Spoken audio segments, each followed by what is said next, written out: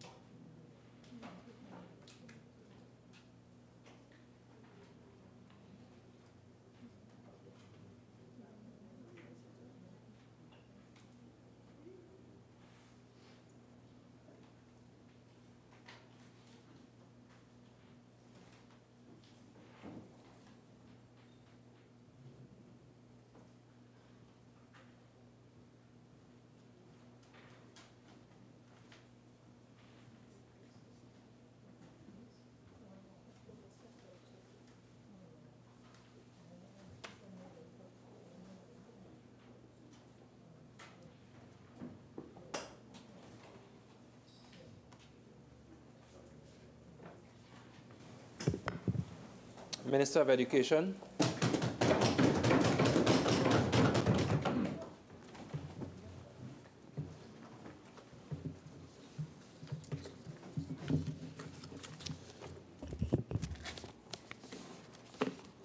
Thank you very much, Mr. Vice President. I must express my thanks to all those who have made it possible for me to address this honorable chamber today on this very important occasion. I want, first of all, to thank the Minister of Finance for the time that he took in ensuring that we had a budget that was first class. I wish to thank our Prime Minister and our Minister of Planning for assisting in the preparation of the budget and all the inputs that all the ministers and all the senators have put into a first-class budget. I want to thank you very much. Mr. Vice President, this morning I sat in this chamber for a few minutes and I was amazed by the remarks that were made by the good Senator Khadija Amin. However, Senator Rambarat, in my view, dealt with her very well, and therefore it doesn't give me any opportunity or any cause to respond to most of the things that she said. That being so, I want to take the opportunity to thank all those teachers and all those principals, all those parents and all those students who form part of the education system for the support that they have given in this time of need. In particular, Mr.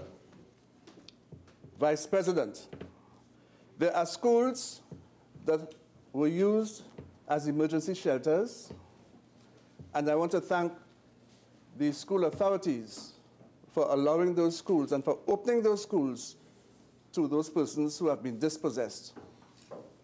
In addition, I want to thank the parents for their patience in ensuring that in spite of the fact that their children might not be able to have attended school today and perhaps tomorrow, that they have been patient and they have been very supportive where this is concerned. And therefore, Mr. Vice President, as we move forward, I am pleased to deliver on behalf of the government of Trinidad and Tobago this presentation as it relates to education. As we know, the Ministry of Education is indeed a mega ministry. It is the amalgamation of two ministries, the former Ministry of Tertiary Education and the Ministry of Education. And with that comes a number of challenges. But I'm pleased to say that, by and large, we at the Ministry of Education have been able to overcome most of those challenges. In fact, when we look at our achievements over the last year, and perhaps over the last 3 years, we can see quite clearly that we have been able to achieve tremendous gains. But before I go into this, Mr. Vice President, I would like to say that over the last year in particular, our focus at the Ministry of Education was in 3 major areas and in other areas that supported that focus. And that focus really paid attention to access, ensuring that our students have access to an education. The other focus was in the area of equity, where every child of school age would have an equal opportunity of being educated. And again, later on in my presentation, I will go into this in a little more detail. And thirdly, in the area of quality education.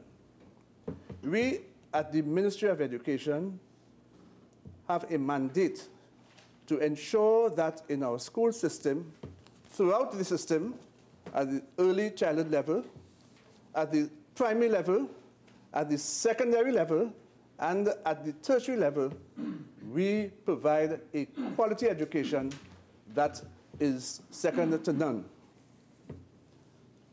And I'm sure persons will agree with me when I say that over the last year, and perhaps, as I said before, over the last 3 years, we have succeeded to a large extent in meeting these goals.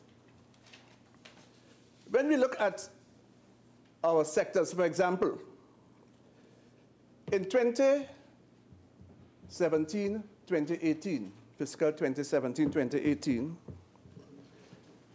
the education sector in Trinidad and Tobago produced the best academic performance over the past 10 years. Let me repeat this. We were able to produce the best academic performance by our students over the last 10 years. When we look at the essay exam, one student achieved a perfect score. In every subject he wrote, he achieved a perfect score.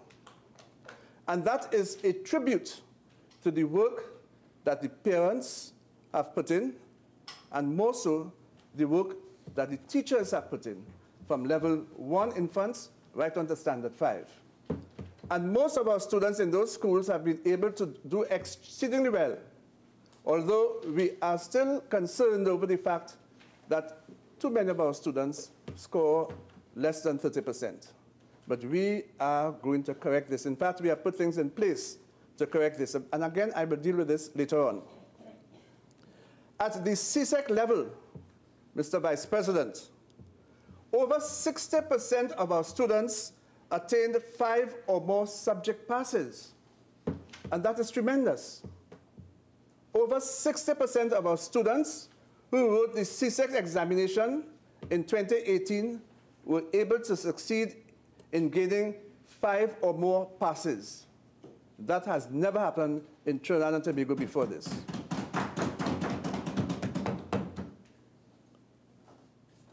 Mr. Vice President, at the level of Cape, where our sixth form students write the exams, 95.1% of our students who wrote the exams achieved passing grades. 95.1%. Almost all those students who presented themselves for that exam were able to achieve a passing grade. And as we break it down to grades 1, 2, and 3, 73.86% of our students were high performers, achieving passing grades at levels 1, 2, and 3. That indeed is commendable. And that, Mr. Vice President, is an indication of the tremendous work that is being done in our schools by our teachers, having the support of our parents. And in spite of the fact that there are so many persons who would jump at every opportunity to point fingers and criticize our education system, I stand here very proud to say that our education system in Trinidad and Tobago is producing fruit, good fruit.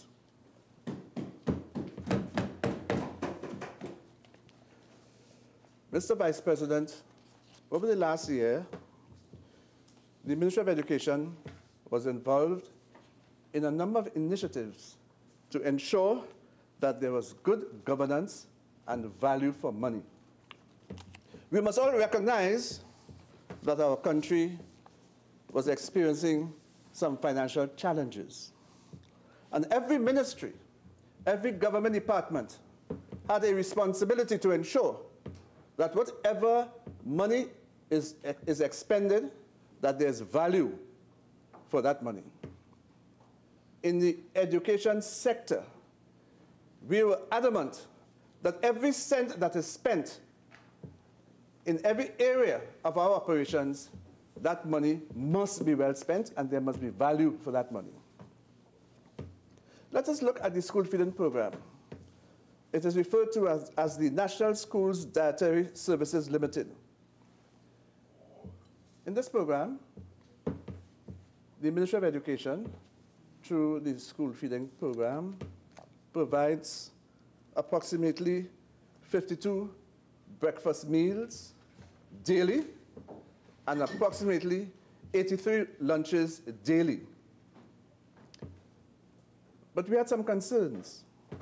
And those concerns were brought to our attention, not only by our teachers, by our supervisors, by our parents, but even by the caterers themselves. Because it was found too often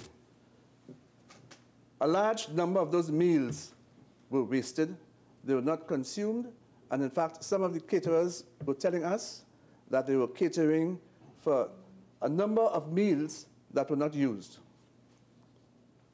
The Ministry of Education appointed a committee to look at the school feeding program and to see what can be done to ensure that the wastage is curtailed, and also to ensure that the meals that are provided to our children on a daily basis are of high quality.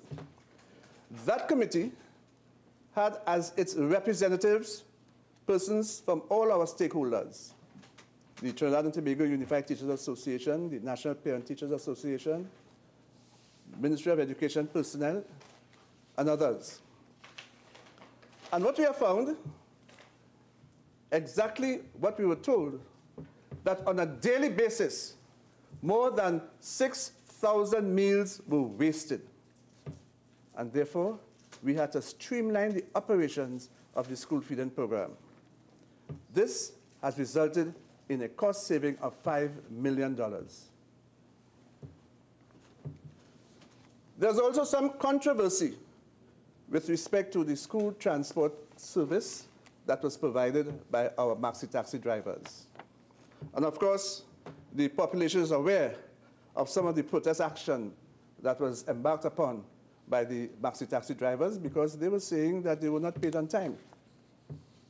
I had the opportunity to make the point that I agree that if somebody does a job, that person has a responsibility to do the job well, but also that person has an expectation to be paid. But the reason why there was that delay was simply because we needed to look at this school transport system carefully. Again, we formed a committee because we did not want to take any action. We didn't want to do things without the necessary consultation. And what we have found was that there was an excessive amount of money that was being paid for this service. I am not saying at this point there was any fraudulent activity. What I'm saying is that the checks and balances were not done. Therefore, what we were able to achieve, again, was tremendous savings because we were able to streamline the operations of the school maxi-taxi operations. And as a result, our students are now being transported to schools without any hassle. We have found that the system is working well, and therefore everyone is benefiting without any great deal of controversy again. Mr. Vice President, we look again once more at the different sectors in our education. Let me spend some time to look at these different sectors in our education system. As we are all aware, we have the early childhood system, we have our primary system, we have our secondary system, and we have our tertiary education system. In the early childhood system, Mr. Vice President, we want to ensure that all our children between the ages of 3 and 5 have access to ECC training. We have to ensure that once they have that access, that the centers themselves are adequately staffed and training is done by persons who are appropriately qualified and experienced. In this regard, the Ministry of Education has decided that all our teachers and our providers at the ECCE centers are professionally and adequately trained. And towards this end, we have succeeded in upgrading a large number of our teachers to make sure that our centers are adequately staffed. In these schools, or in these centers, we want to ensure that our staff, as a result of their training, are able to identify developmental milestones and also to identify delays in children's development. And once these have been identified, then those children can be referred for alternative treatment once it is needed. Our teachers, therefore, are carefully observing the progress of our children so that they will be able to develop to their full potential.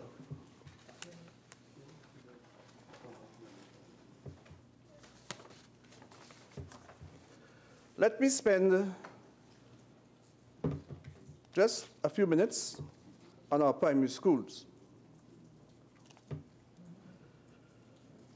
One of the concerns that I had when I assumed the position as Minister of Education was the fact that a child, having spent 7 years in the primary school, from infant 1 right on to standard 5,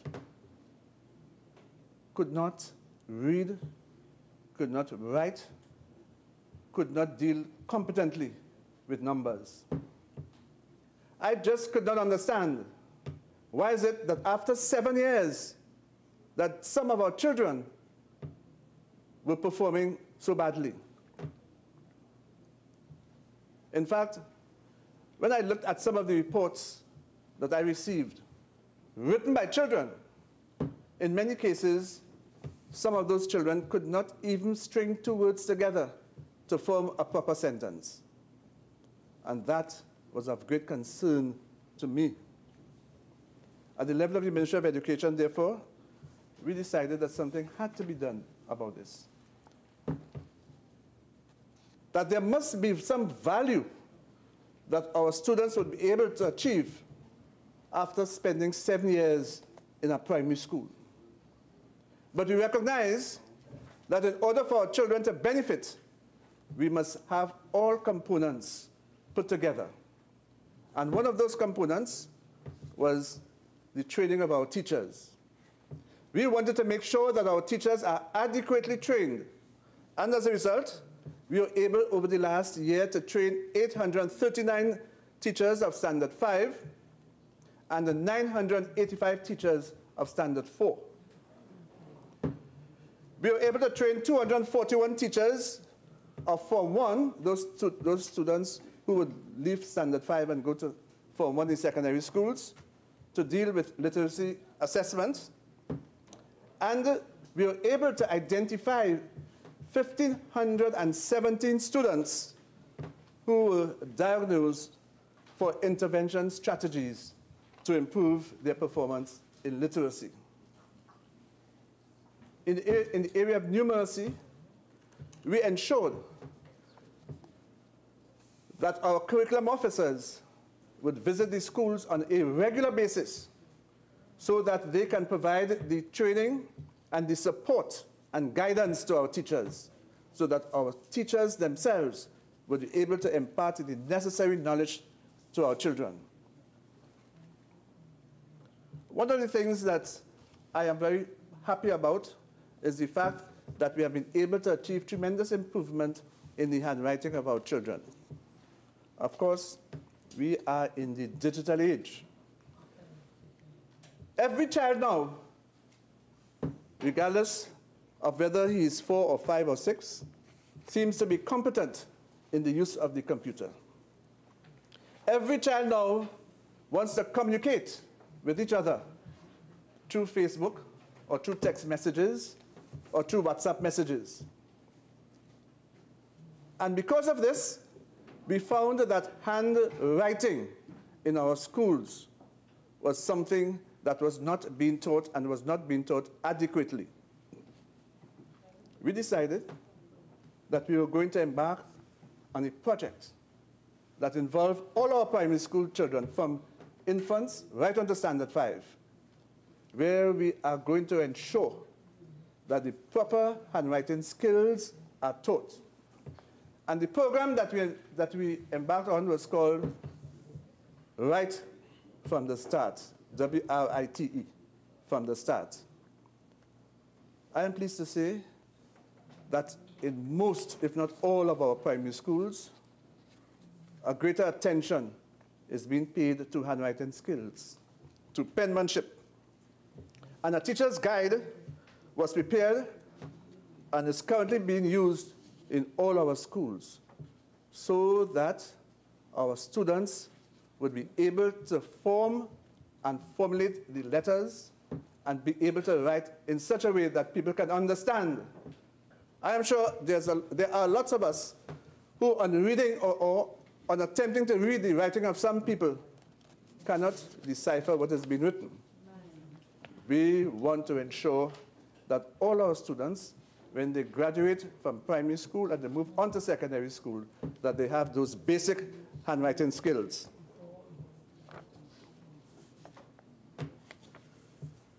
In an effort to improve on the general performance of our students at the primary level, we have embarked again on a system that we refer to as the student monitoring system, where we monitor the performance of our students, again, from level 1 right on to level 5. And in an effort for this to be done adequately, we have engaged the active support of our school supervisors, who will be meeting regularly with our school principals and providing the principals with the necessary support.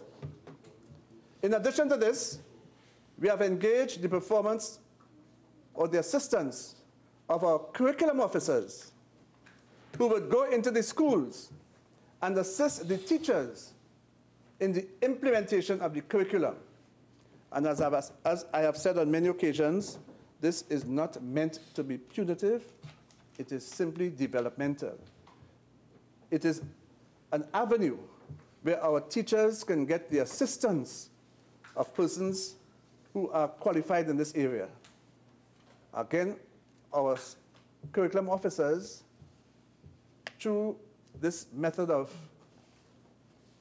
training and assisting our teachers, have been able to achieve quite a lot so that the performance of our students is being improved day by day.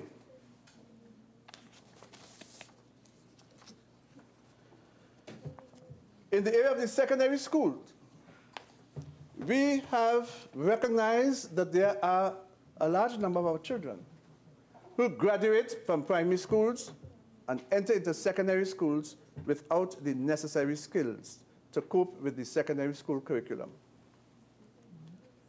You know, some people would argue that not all children are suited for secondary education.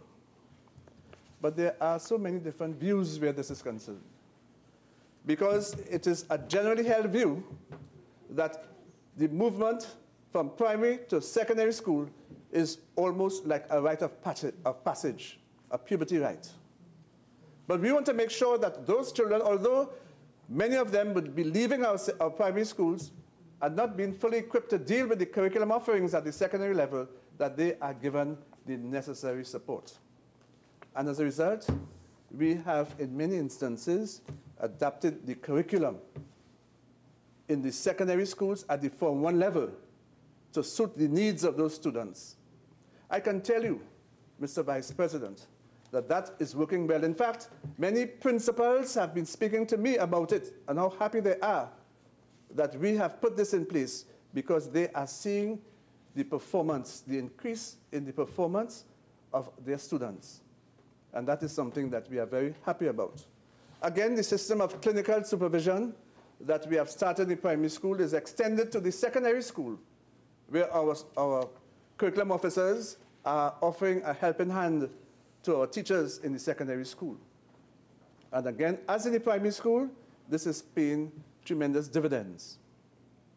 But as we come to terms with our offerings in the secondary sector, I want to let the population know of some of the innovations and some of the new subjects that we are offering at the level of CAPE. When those students enter sixth form to study for the CAPE exam, we want to ensure that the curriculum that is being offered is in keeping with our developmental needs. And as a result, we have offered and we continue to offer in our secondary schools some new subjects that our students are now being exposed to. Subjects like logistics and the supply chain management,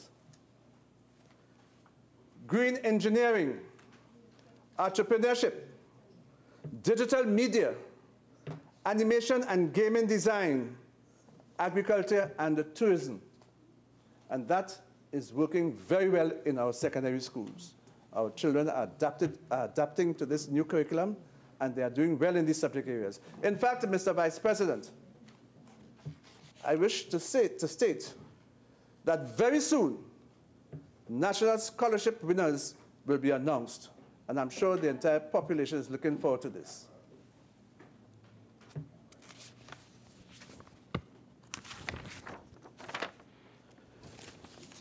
We have introduced a system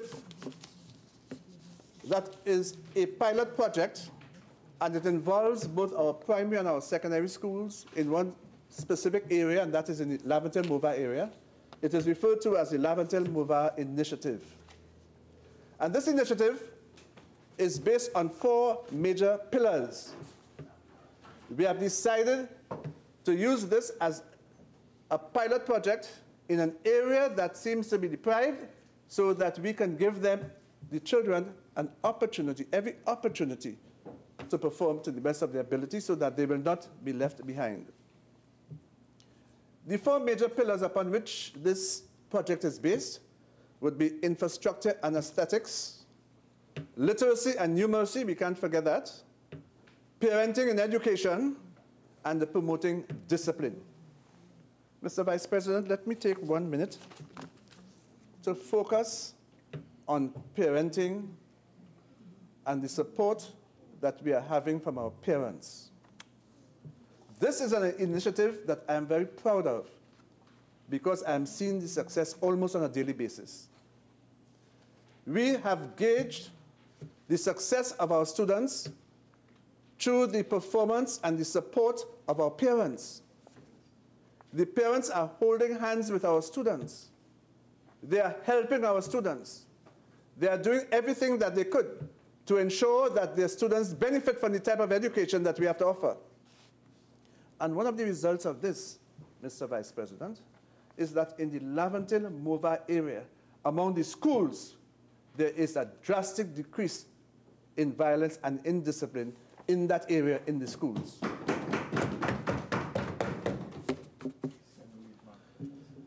As Minister of Education, Mr. Vice President, when a principal wants to suspend a child, that principal has the facility of suspending the child for a maximum of 7 days. That is in accordance with the law, the Education Act. But if because of the severe nature of the infraction of the rules of the school, and that principal wants to extend the suspension, the principal has to follow the procedure, and he or she has to apply to the Minister of Education for an extension. There was a time when I first came into office that the applications that came before me for extended suspension were very many. Today, we have had a dramatic reduction in the applications for extended suspension.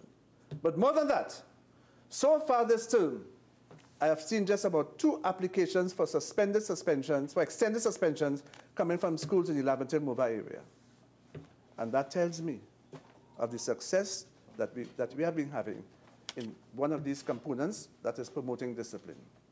It is a project that a number of persons have been asking to be allowed in other schools or in other areas. In fact, in the other place, during the contribution of one of the opposition members, he was asking for this project to be implemented in schools in his area, just to show the success of this initiative. Mr. Vice President, I move on to the tertiary education sector. The changes made to GATE have been seamlessly implemented. And those who need funding now have access to funding. And all the talk that we have had, all the negative talk that we have had about GATE, all those things have been buried in the past because our students are being allowed to get the type of education they want, and they're allowed the funding once they qualify. And because of this, the government has been able to save at least $10.8 million through the means testing, because as you know before, there's a lot of wastage in that program. And now that we have been able to streamline the program, we have been able to achieve tremendous successes and tremendous savings. You know, it is said in other quarters that because of GATE, we have seen a decline in students' enrollment at the tertiary education institutions. At the level of the University of the West Indies and the level of the University of Trinidad and Tobago, the principal and the president have told me that there has not been any reduction in the enrollment of our students. And that just tells all of us that GATE is something that was long overdue, but was needed. The streamlining of GATE was needed. There are quite a number of tertiary education providers, and I just want to highlight some of the things that we have been doing in the tertiary education sector. For example, at MIC IT, we have had a number of initiatives that have been put in place that have resulted in tremendous successes. For example, we found that there were many pieces of school furniture strewn all over the school. In some cases, it was called the graveyard in some of our schools. We have engaged MIC in a school repair project, a school furniture project, a school furniture repair project that has been of tremendous success. In fact, MIC has been able to refurbish 3,579 pieces of furniture. MIC has also engaged in a Master Craftsman program, and the Master Craftsman program adopts a twin model approach in training.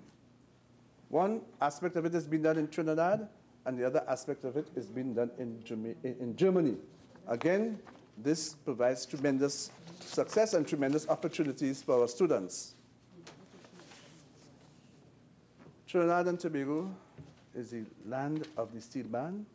It is here that our steel band was born. And we have to make sure that we keep it alive. And as such, beginning in 2017, we had the reintroduction of the pan manufacturing program. The pan manufacturing program deals with the manufacturing of the pan and also the tuning of the steel pan. It is something that MIC is doing and is doing well. One student from MIC won the President's Medal for technical students or students who engage in tech work education. And his name is Kelon Samsudar, and I wish to take the opportunity of congratulating him.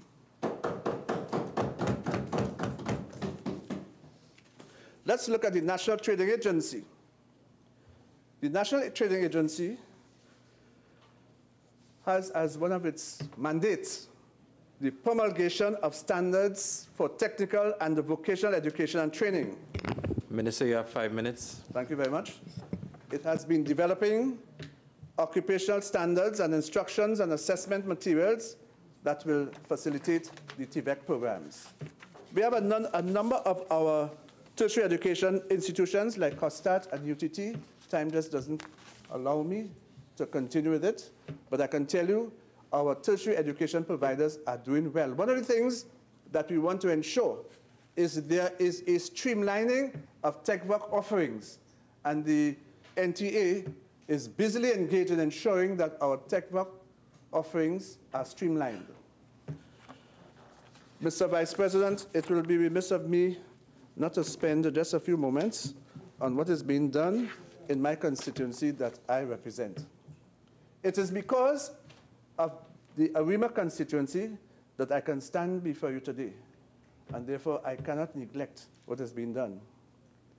As representatives of constituencies, we have a right to interface and interact with our communities. I have been doing that. I've been meeting with our constituents every Wednesday after lunch without fail. I meet with my constituents, and sometimes I meet with 40 and 50 constituents in the evening, listening to their problems, providing advice, and seeing what I can do to make their lot even better. I've also been engaged in a number of walks throughout the constituency. And because of this, I've been able to make a representation to other ministries to ensure that some of the facilities that are required are presented to them. The Arima constituency comprises of a number of other communities, and there are some rural areas in the Arima constituency that we must pay attention to. For example, Blanchisseuse, Lafayette, Montlacroix, Procyclical, Aripo, just to name a few. And I have been spending a lot of time in these areas, and we have been seeing some fruits to our labor. In fact, the Lafayette Bridge is now being constructed by the Ministry of Works, and that will provide tremendous relief for our people and our commuters. The Blanchisseuse Community Center has been completely refurbished, so to the Lafayette Community Center.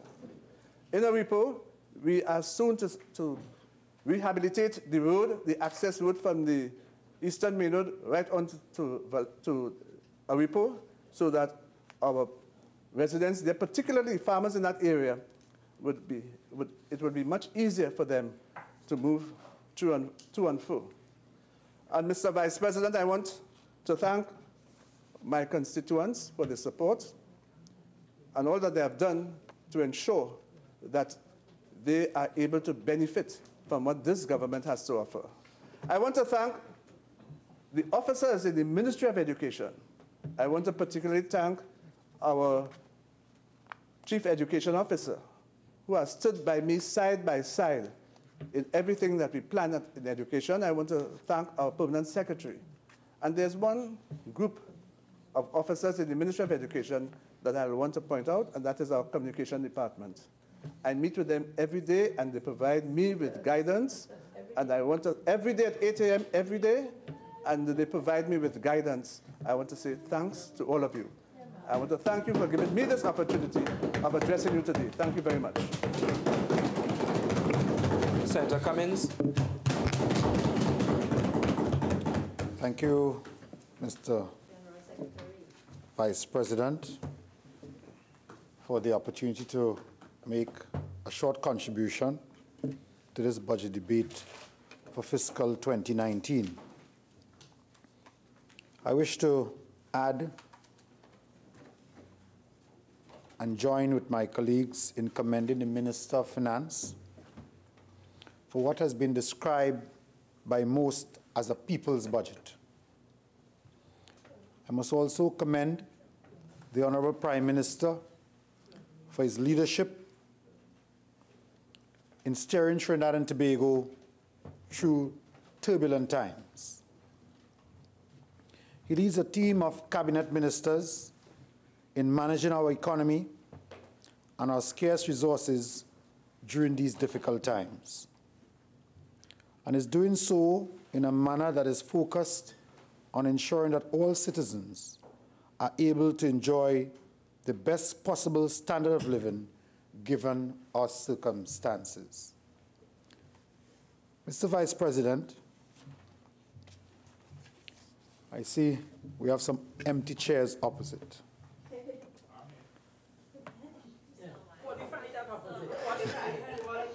In the opposition benches. I miss my colleagues on the opposite side because I had so much to tell them and so much to remind them about today. But alas, they choose to play politics instead of attending to the business of the people. So much to remind them about how the government that they belonged to during 2010 to 2015 mismanaged and messed up our economy by wastage, mismanagement, overspending, and what I refer to as the box drain syndrome of siphoning funds from the Treasury through the pretext and the pretense of building box drains, some of which, if they were properly constructed, we may not have seen some of the disaster that fell over the last week.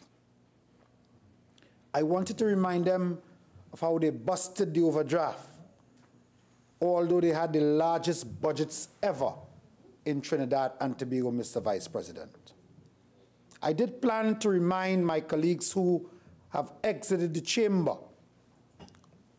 duck and run, in the face of the people's business being at hand to attend to. I had planned to remind them, Mr. Vice President, about the $1 billion wastage at the BTAM through the company called SIS, and how they awarded the contract for over $400 million more than the lowest bidder. I plan to remind my friends opposite who are now absent that they moved the cost of an HDC house from $350,000 to approximately $1 million outside of the reach of the average citizen who is supposed to benefit from low-cost housing. And how they paid almost $200 million for a parcel of land that was really worth about $5 million in Calcutta, Eden Gardens. Although that area is surrounded, Mr. Vice President, by vast amounts of lands owned by Carney 1975 Limited, and which is available for housing. Why did they buy that piece of land for such an exaggerated sum? I'd planned to ask my colleagues in the opposition today, but alas, they have run out of the chamber, unable to stand and do the people's business. So, Mr. Vice President, I think maybe just as employers deduct from the wages of their employees when they do not show up to work or when they absent themselves from work, if we have persons in this country who refuse to do their job, then maybe it's time in this chamber that we cut the pay of those who do not appear to do the people's business. Cut their time, is what I say, Mr. Vice President. They're not on the job, you can't get paid for not working.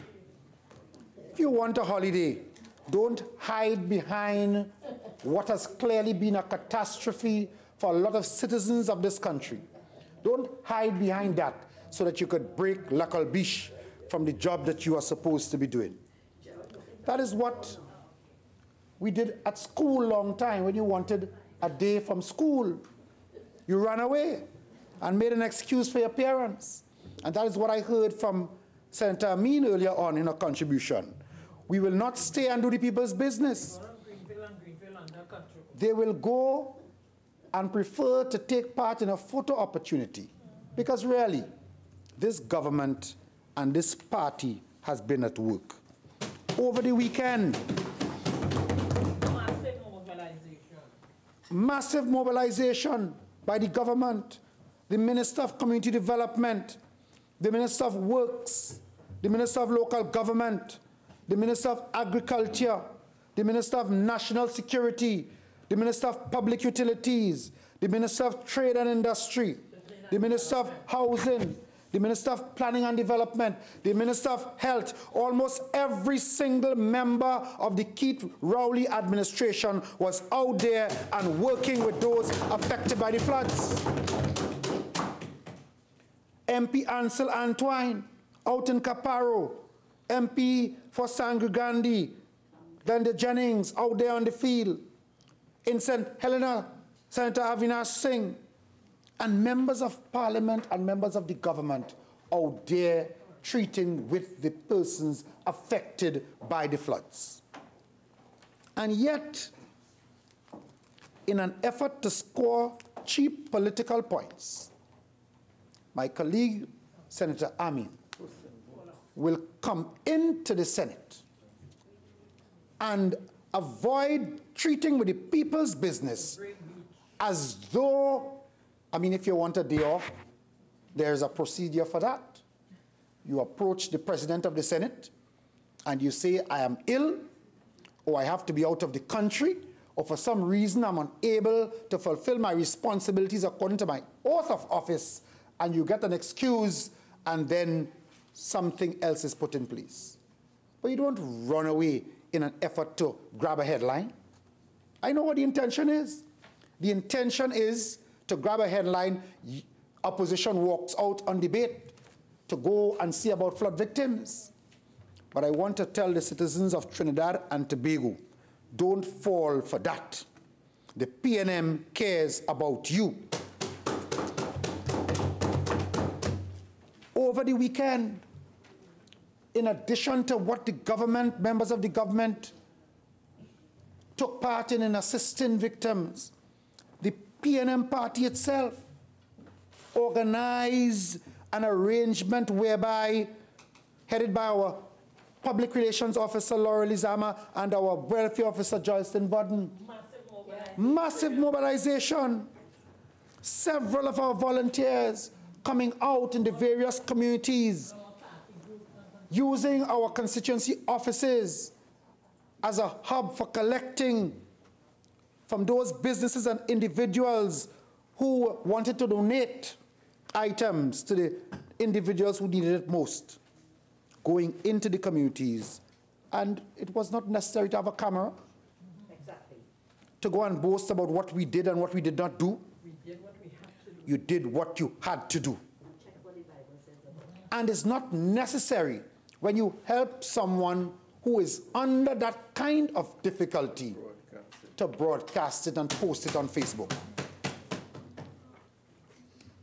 Madam President, when the country is under pressure and you have to manage an economy that requires some sacrifice and adjustments, and you know, if it was as a result of just other circumstances around the globe, one could understand that.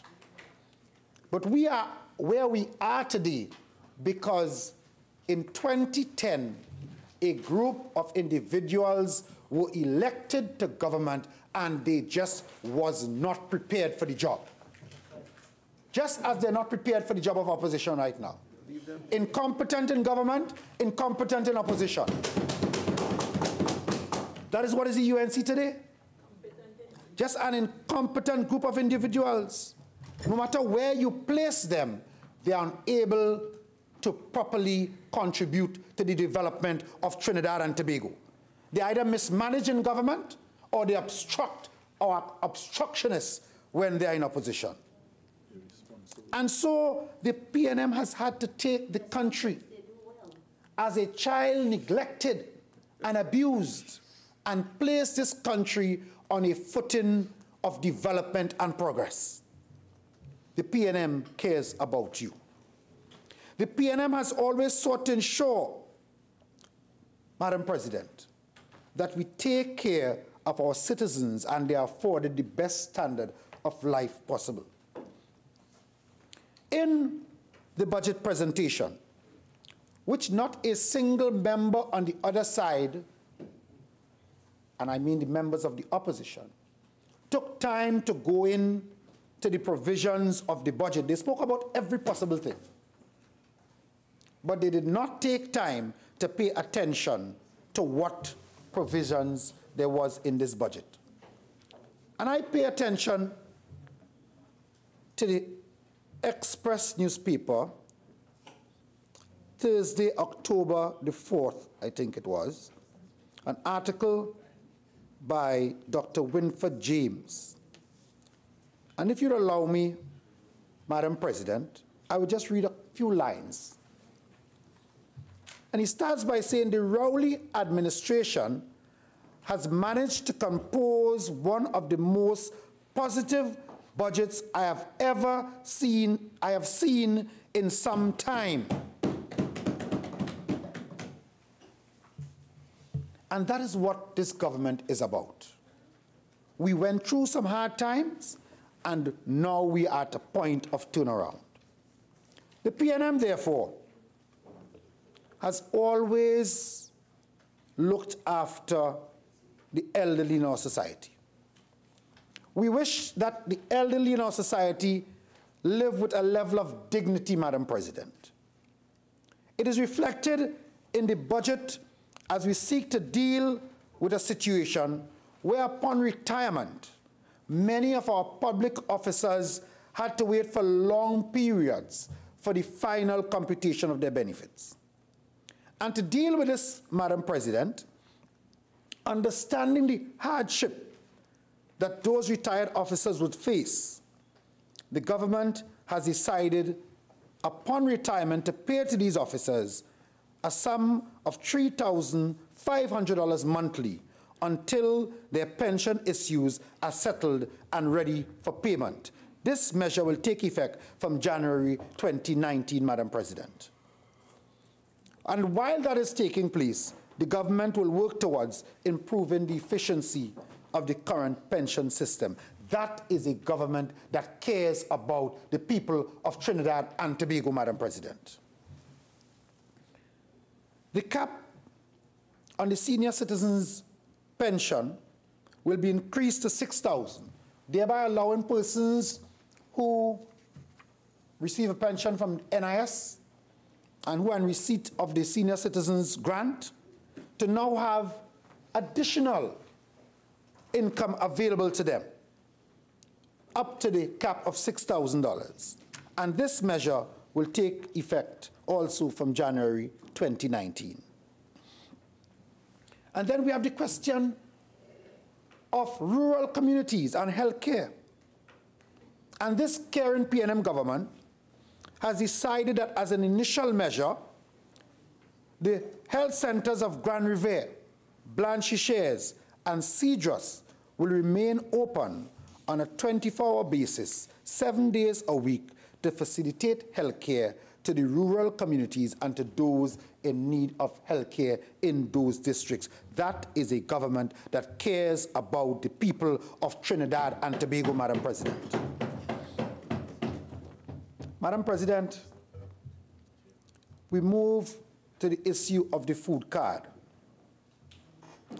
And this budget proposes an increase in the value of the existing food cards effective January 2019 as follows.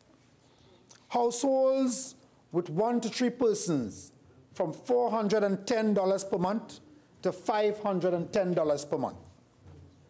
Households with 4 to 5 persons from $550 per month to $650 per month. And households with 6 or more persons from $700 per month to $800 per month, Madam President. You'll be alarmed to note, Madam President, that this program of the food card had within its process some 18,000 recipients who, after advertising and asking these individuals to come in and to take part in a process of evaluation, that after that evaluation exercise, 18,000 ineligible individuals had to be removed from the program. What does that mean? It means that during the period 2010 to 2015, a number of citizens ranging in the thousands were benefiting from this food card program when they did not qualify to benefit from it. Wanton abuse and waste and mismanagement, UNC style. This very program, I recall, during 2 elections, one in Tobago and one in St. Joseph, where food cards were just distributed without any process, out of the car trunks of politicians. I saw it myself in Tobago. When there was an election in Tobago, which I'm usually involved in, and persons from the opposition coming into Tobago to campaign, and the food cards were just distributed as though it was available to everybody. We have now restructured that and tightened up that loophole. Madam President, the disability grant. The age of eligibility for the disability grant will be removed so as to allow disabled children under the age of 18 to access the grant. Payments under the Special Child Grant and the Public Assistance Grant will cease, and recipients will be able to access an increased monthly grant of $1,500 under the disability grant. There will also be an increase in the disability grant for those 18 years and older from $1,800 to $2,000. This measure will also take effect from the 1st of January 2019. That is a government that cares for the people, Madam President. It is proposed that the public assistance grant be increased by $150 effective the 1st of January 2019. As follows: one person from $1,150 to $1,300. 2 persons from $1,400 to $1,550. 3 persons from $1,600 to $1,750. And 4 persons or more from $1,750 to $1,000 $900, Madam President. That is the caring PNM government at work. And nothing the UNC says is going to change that. The PNM is the only government, while running this country, has the poor people at heart. We are not concerned about siphoning money out of the Treasury to enrich our friends. We are concerned about ensuring that the funds that are earned by this country from the natural resources that we are blessed with finds its way down to those that are most in need of it. That is government PNM style, service delivery. Madam President, it is well known that the housing program in this country, spearheaded by formerly the NHA and now the HDC, and that most of the developments in this country organized through this mechanism were built by the People's National Movement. And what happened, as I mentioned earlier, during the tenure of the UNC?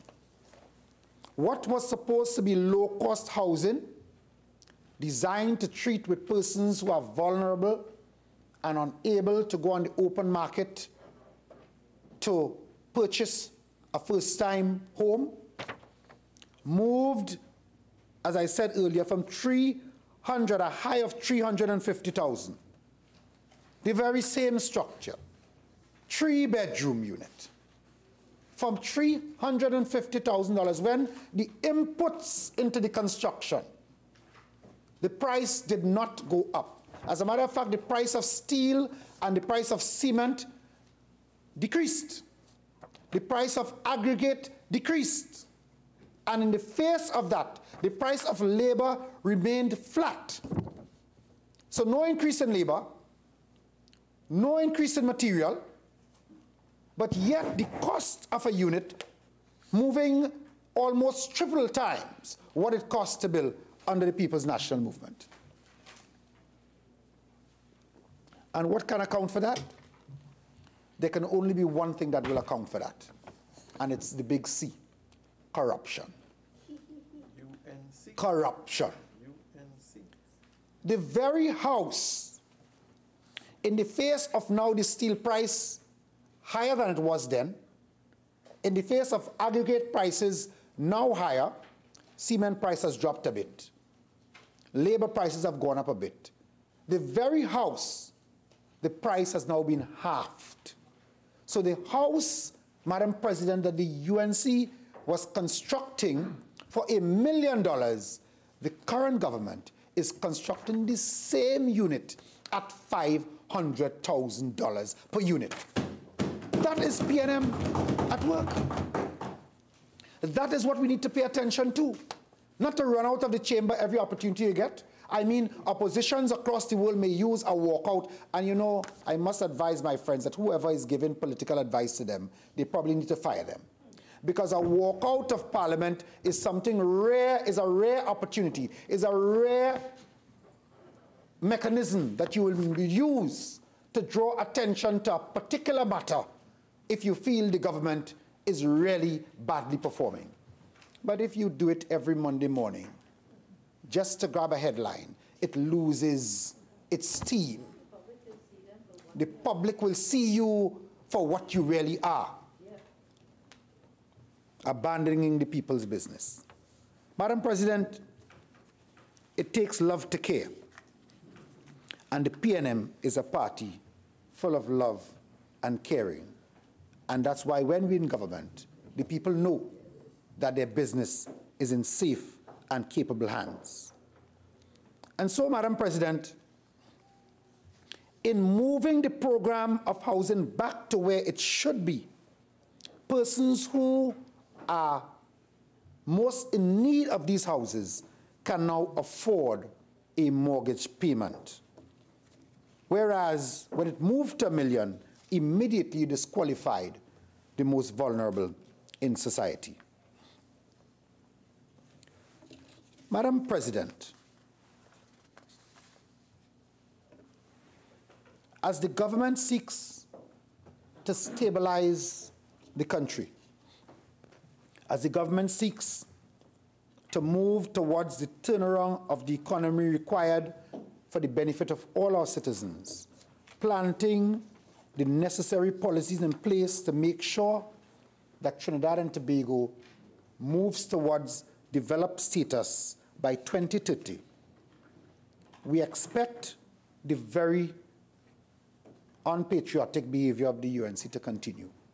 But in spite of that, this government, led by the Honorable Prime Minister Keith Christopher Rowley and his hard-working cabinet, his very dedicated Minister of Finance and the Minister in the Ministry of Finance, has put together a budget that has been described, as I said, as the people's budget, that has been described by one spokesman as a wow budget. And, Madam President, I ask the citizens of this country to observe action instead of empty words from the opposition. Give the government the support required to continue to develop this country to the benefit of each and every one of us. And I thank you for this opportunity to make this very short contribution to the message. Senator Raful.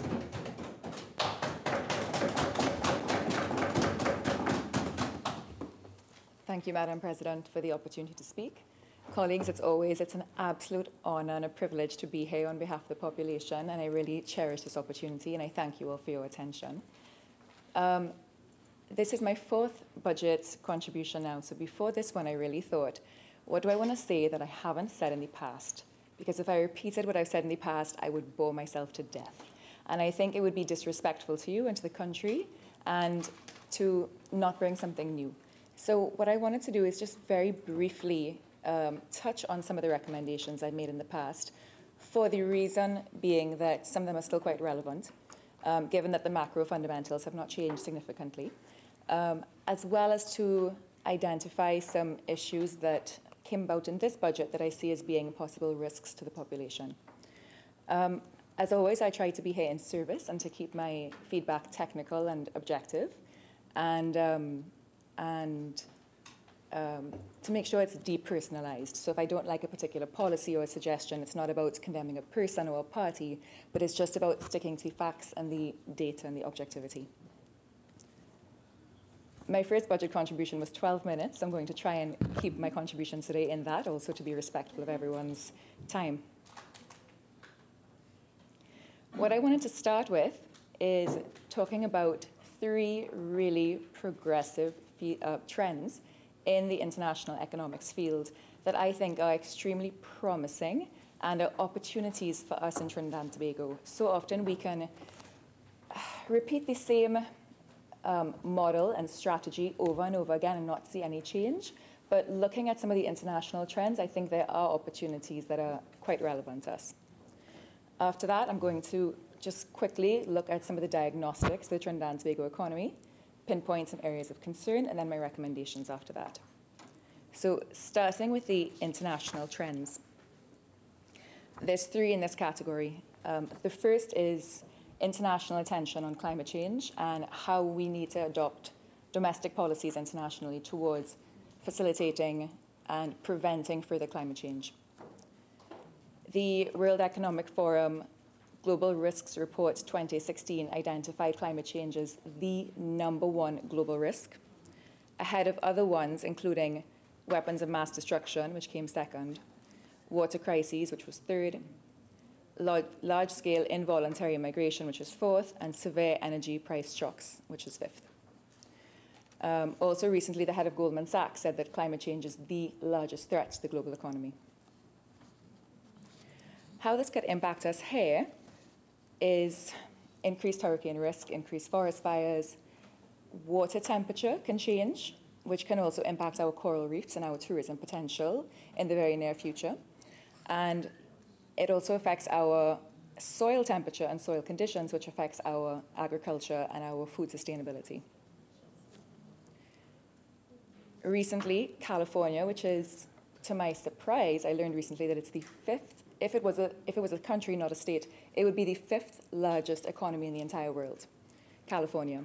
It's they recently passed legislation to have all of their energy provided by renewable sources in the near future. And I identify this as an opportunity for Trinidad because we are currently experiencing a systemic risk whereby a large proportion of our economy is dependent on natural resource extraction, whereas the rest of the world is looking at adopting renewables. So the opportunity for us would be to look at fiscal incentives and tax incentives to stimulate a manufacturing sector here for renewable energy, specifically wind and solar. We do have in Trinidad and Tobago a lot of natural comparative advantages, our location and our history of industrialization and manufacturing. And there are opportunities, if we identify the right sectors and collaborate, this can be an opportunity for us. The second global trend that I wanted to point to in economics is focusing on a broader range of statistical indicators other than GDP. So quality of life indicators.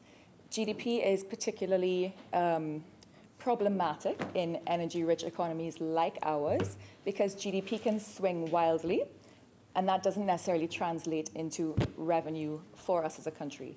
So, for example, if our debt was, hypothetically, $80 billion, and our GDP was $80 billion, then we would have 100% debt to GDP ratio. If GDP swings in the next year to $100 billion just because of energy prices, and that does not necessarily translate to revenue for us, then our debt to GDP ratio would go to 80%, from 88 billion in debt to 80, my apologies. So in the first case scenario, 80 billion in debt compared to 80 billion in GDP would be 100% debt to GDP ratio. In the second scenario, you would have an 80% debt to GDP ratio if the GDP increased to $100 billion. So in that sense, when we, as a country, frame our budget speech in such a way where we put this predominance on GDP, it's not particularly relevant to us to understand what is the impact on that on us for our country, what is the impact on quality of life, and how do we go from there? A lot of the statistics that are presented, as well as in the IMF report, not just the Trinidad and Tobago budget, but a lot of the international statistics use GDP as the deflator, the denominator rather. So using statistics that aren't particularly intuitive or relevant is not going to help us as a society when it comes to our diagnostics. Thank you. So what other statistics are, so when it comes to macro fundamentals, looking at revenue and expenditure and debt, are the pretty basic, important ones. When it comes to quality of life, we actually did a really pioneering thing with Vision 2020 in 2002. And I didn't realize that until doing my research for this contribution.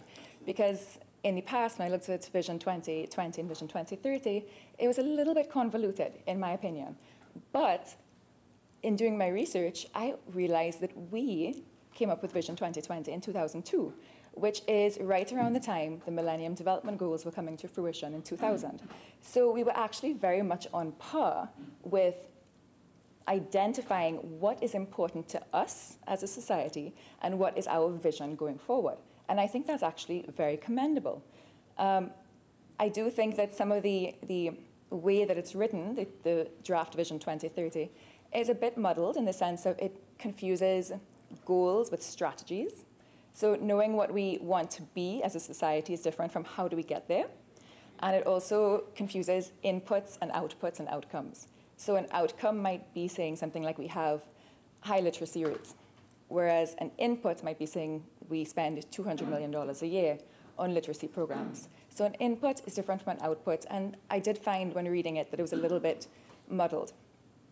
But there was a great section in the Vision 2030 where it compares our goals in that document to the Sustainable Development Goals, which is the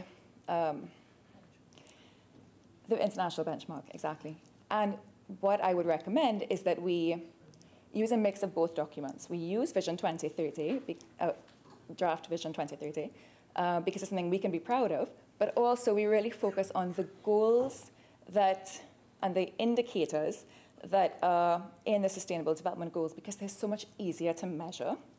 The way Vision 2030 is, it just makes it difficult. And being a development practitioner, I've spent many, many hours in meetings where we discuss the methodology and the statistics and not even the programs. So we spend a lot of time identifying the methodology and not what to do with it or where to go from here. So having attention as a society and as a parliament on our development indicators and not focusing on GDP, I think is a global opportunity for us, and making sure that we have a stronger attention towards the development indicators that are relevant to our well-being and not just GDP. The third opportunity that I would like to point to is a global attention towards innovating and adopting innovative financial instruments. So this, to me, is the most progressive and promising thing as an economist. And particularly as a Trinbagonian economist, I love my country with all of my heart, but I feel like our model for development has not taken us very far. It might have worked in past decades, but over the last 15 years or so, we have had economic stagnation, massive increase in deficit and debt, and we've had social indicators like a high crime and violence rate. And every time you turn on the TV, you just see this outpouring of pain from our population. And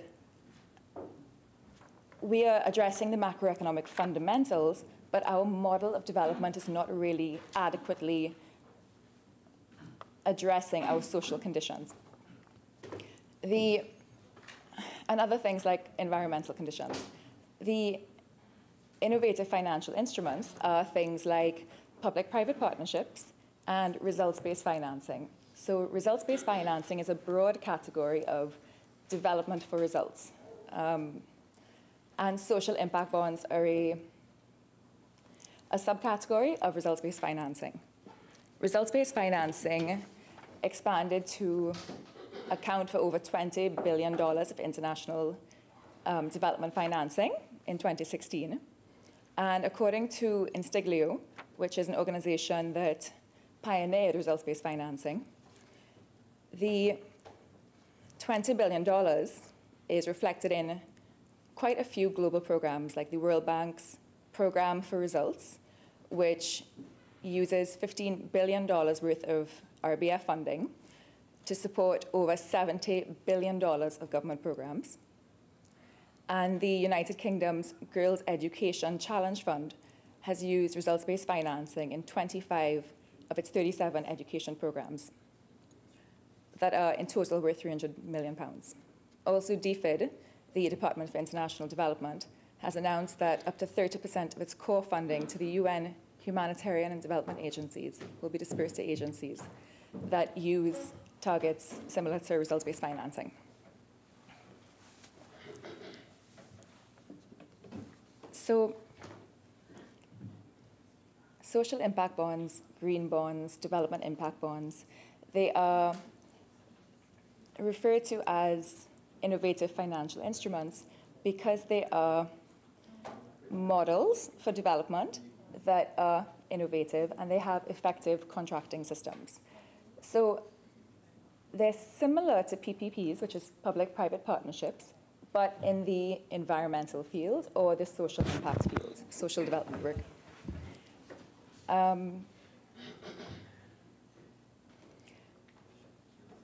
In that light, social impact bonds and other results-based funding mechanisms are risk-sharing agreements between public sector and private sector, and they help transfer the risk from public sector to private sector. They utilize private sector funding, which is extremely innovative and useful for us in a deficit situation, and the payment is conditional upon results. So there has to be an independent third-party organization doing the impact analysis. As I said, as an economist, I find this a fantastic opportunity for us as a country and as a region. There haven't been any RBF deals yet in the Caribbean, but internationally, over $20 billion, as I said, has been directed through results-based financing agreements.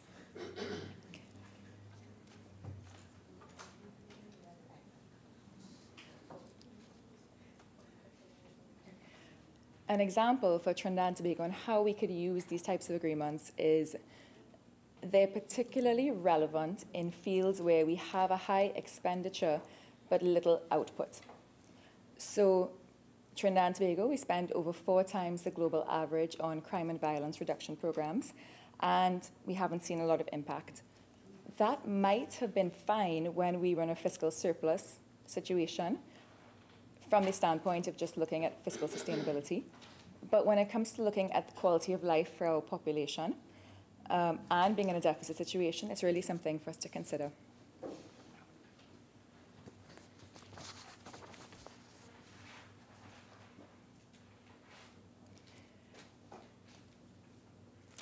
Madam President, can I ask you how much time I have left? You have until 9 minutes to 4. Okay, thank you.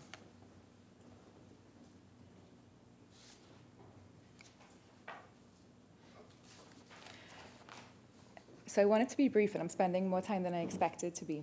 So I'm going to try to summarize the rest of my contribution a bit more succinctly.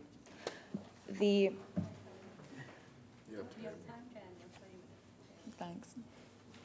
So in terms of the diagnostics for our economy, when I say diagnostics, I mean what is the analysis? What are the numbers showing? We've had a deficit for 9 years, from 2009 to the present, and a recession from 2015 to 2018. The terms are used interchangeably. A deficit refers to the revenue being less than the expenditure. 2009 was the first year that we had expenditure exceeding revenue. However, from 2009 to 2015, we had positive growth in revenues in every single one of those years. So 2015 was when our recession started. So the recession is defined as a decline in growth. So from 2015 to 2018, we had a decline. 2019, we are projected to have growth. The estimates vary from 1.8% to 1.0%, but either way, it's still positive, and that's a positive sign for our economy. The previous budget statements and this one have referred to the reason for the decline being because of trade shocks, meaning a decline in energy prices. But as an economist, I do find that I disagree with that diagnostic. The definition of a trade shock is an unexpected change in prices. So a shock is unexpected by definition. But we knew that prices were going to decline for quite some time. In 2008, we had the global financial crisis. And in 2009, we had our first deficit.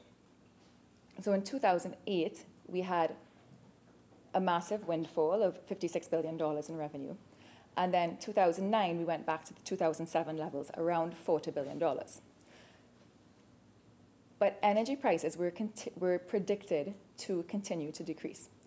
And yet, we were quite lucky in the sense that from 2009 to 2015, we still had positive growth year upon year, and energy prices recovered.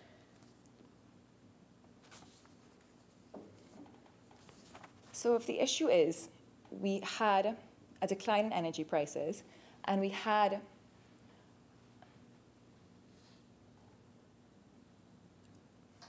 surpluses despite that, and we still went into deficit, and we still went into debt, and we're still having a country that's experiencing so much pain and so much violence and so much loss and so much instability, what is the problem? As an economist, I think the problem is that our model for development has not changed. we keep trying to micromanage, and we have a small country and a small public sector. We have weak economic fundamentals, and those can't change overnight. So what do? We've done deficit financing to stabilize the economy, and I do think that that has actually been a very strong move. A lot of instability was expected over the last few years, and very little was felt. I think that's a commendable move in the sense of having economic stability and making sure that employment remained quite high. And we've only had very small numbers of unemployment. So I think that's a very commendable strategy. And as a citizen, I appreciate the stability we've had from the economic perspective. The increases in crime and violence really alarm me, and increases in pollution and other health indicators. I really strongly believe that having a stronger partnership with private sector and with NGOs can improve the impact of public expenditure overall. I have some brief indicators on public expenditure which I'd like to relay.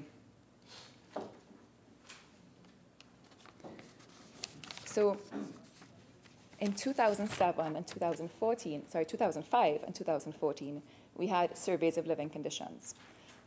The 2014 data was not published at length. Parts of it were highlighted in the newspapers, but at length it's not available. Other countries have surveys of living conditions every year. Trinidad, we have them on average once a decade. So it's not great for policy making to be able to not have solid quality of life data that's reliable. So the 2014 data on quality of life showed that we had a 16.6% poverty rate. The 2014 data showed a 24.2% poverty rate. That's a 50% increase in poverty. But we had a massive increase in expenditure over that time from $37 billion in 2005 to $61 billion in 2014. So we had this massive increase in expenditure, but still a large increase in poverty. But employment didn't go down. According to the central bank, there were 47,000 new jobs created in that time. And we also have a high expenditure per capita on social services compared to the global average, compared to the UN.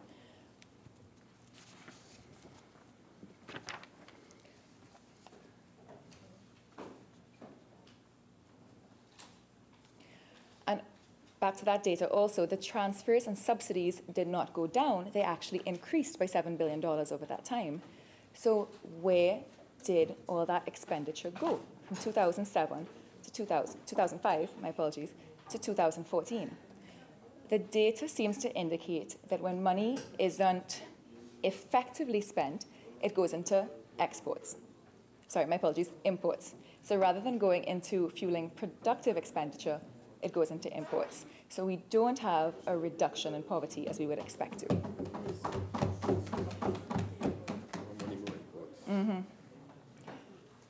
According to the IMF, TNT has a very low fiscal multiplier. The value is 0.32. To translate what that means, the fiscal multiplier is a measure of how much money is circulated in the domestic economy when it's spent by the government. And according to the IMF, only 32% of government expenditure goes into nominal GDP in the following year, i.e. remains in the country and is recirculated back. And a United Nations study by UNEP, United Nations Environmental Programme, showed that we have 80 to 90% leakage, meaning 80 to 90% of our fiscal expenditure goes into imports. And the last study I'll refer to on this is a 2012 study by Dabler, Norris, and others. And they said that 72.5% of expenditure in Trinidad is not productive. So only 27.5% of public expenditure is efficient, meaning that it leads to generating growth.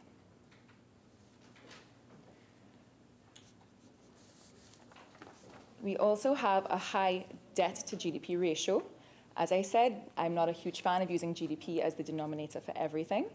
That said, in this case, it's useful because there are some international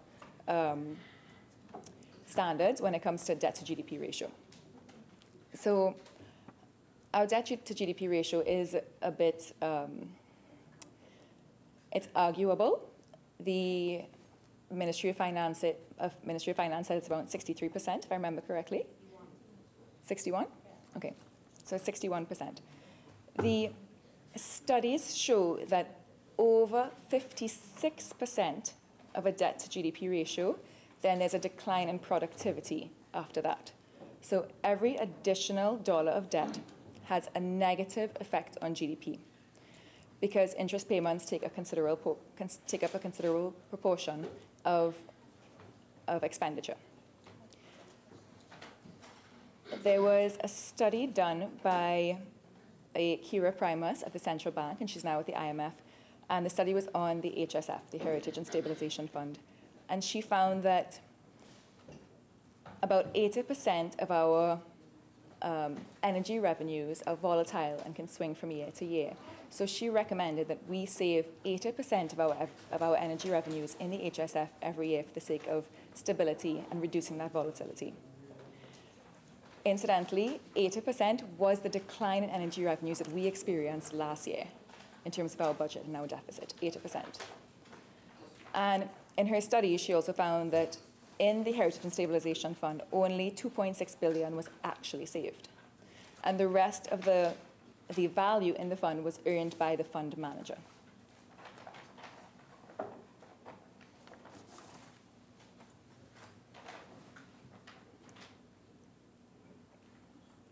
Some other indicators that are relevant are on counter-cyclical financing. Trinidad and Tobago has had pro-cyclical financing. I'm going to just briefly explain why this is a problem and then come up with some recommendations for us as a country, because I don't want to just talk about problems. That would be not very productive. So the problems of pro-cyclical financing, what that means is pro-cyclical meaning if we have a budget surplus, we spend more. If we have a budget deficit, we spend less. It's intuitive to do such, but it leads to problems when it comes to economic management. So counter-cyclical financing is the opposite. Counter-cyclical means if we earn more, we should save more, and if we earn less, we should be spending more to stimulate the economy. So that would be counter-cyclical. So the problems with pro-cyclical fiscal policy is it amplifies the effect of oil price volatility on the economy. So it causes higher wages, inflation, a real appreciation of the exchange rate, and it undermines competitiveness. It reduces long-term growth. It's negatively related to income levels. It crowds out private sector spending and investment. It leads to a decline in private sector output and employment. And a recent World Bank study found that pro-cyclicality is a major driver of volatility and vulnerability specific to the Caribbean region. So the recommendation I have for that is that we legislate fiscal rules. Fiscal rules are rules that we as a parliament agree to, that the objective is to have economic efficiency going forward and impact and value for money. Fiscal rules, specifically including counter-cyclical financing. Another recommendation due to this is on the Heritage and Stabilization Fund. And the recommendation is that we deposit 80% of our energy revenues into the HSF. And that we limit access to the HSF until fiscal rules are legislated and implemented. I think in a country like Trinidad and Tobago, which is so politically polarized, what we see year upon year is the two parties bashing each other. And no efforts are made to actually improve an anti-corruption environment or an efficiency for money environment. So if we want to stop doing that and stop boring the population from just hearing insults back and forth constantly across the two parties, then let's start legislating fiscal rules. Fiscal rules are all about protecting the citizens and having value for money in our legislation.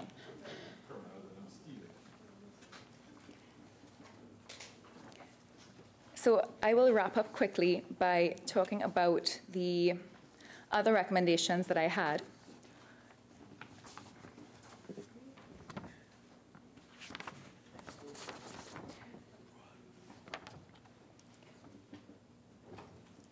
A diagnostic I forgot to mention is the major tax leakage.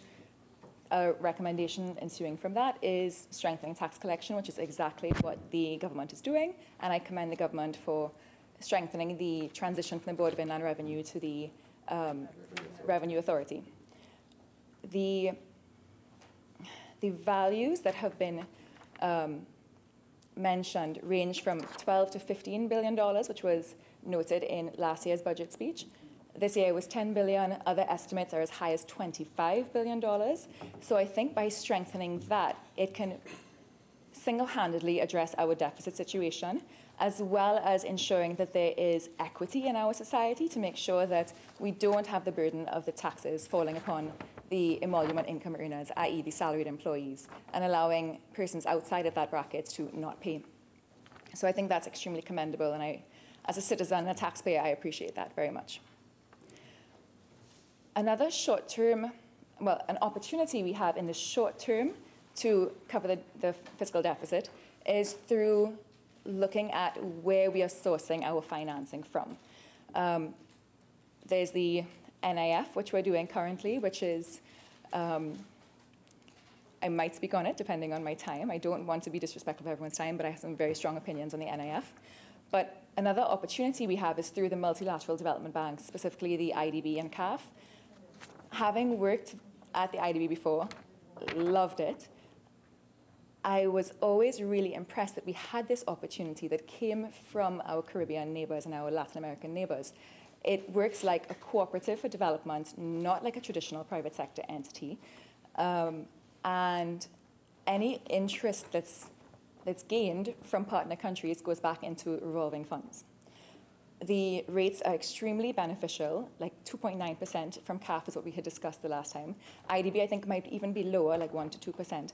For specific instruments, not for all the instruments, this is for the policy-based loans, called PBLs for short. PBLs are usually budget support, meaning it's not for a specific project, but it's for funding the overall economic situation. So it's not project related like a highway or a school, but it's to fund the overall budget. The Latin American Development Bank can fund up to $300 million US a year, which is $2 billion a year. The IDB had funds up to $1 billion in total available to us as a country, US, which is about $7 billion TT, which is significant. I've heard some criticism from towards the institutions saying that they have high consultancy fees for their consultants. Having worked there, I know that usually the consultant fees come from grants from the organization, not even from the loan resources to be paid back by the country. So they're not even affecting us as a country, those consultancy fees. And they're competitive and quite reasonable, I think, and still bring down the cost of the overall project.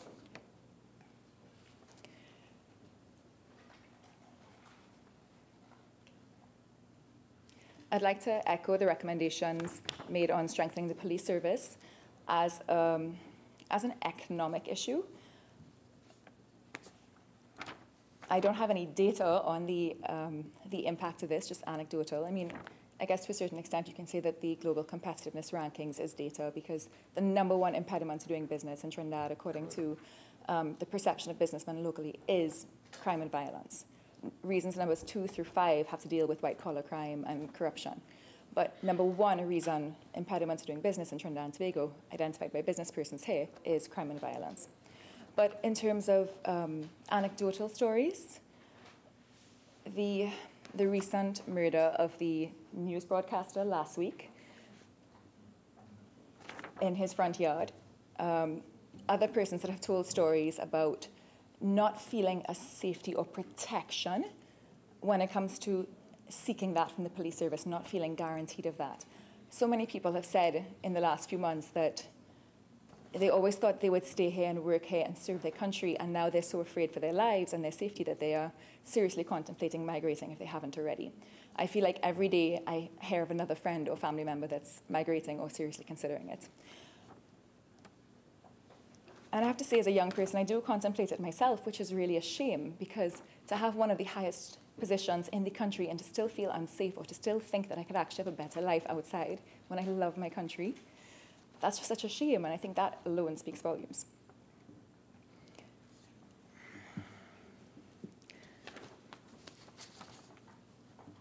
Regarding the National Investment Fund, it's one of the concerns I have on our economy.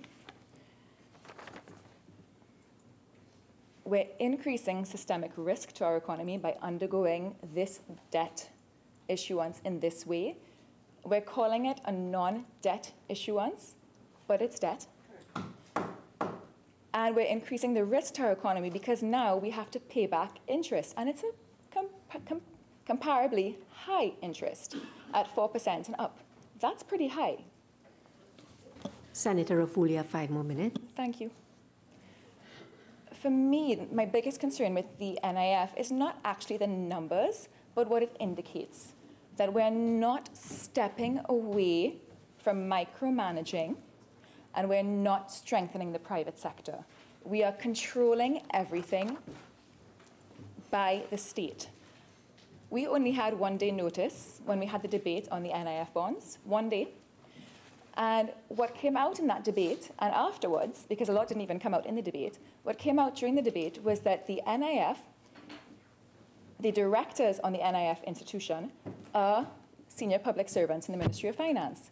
So where's the separation of powers?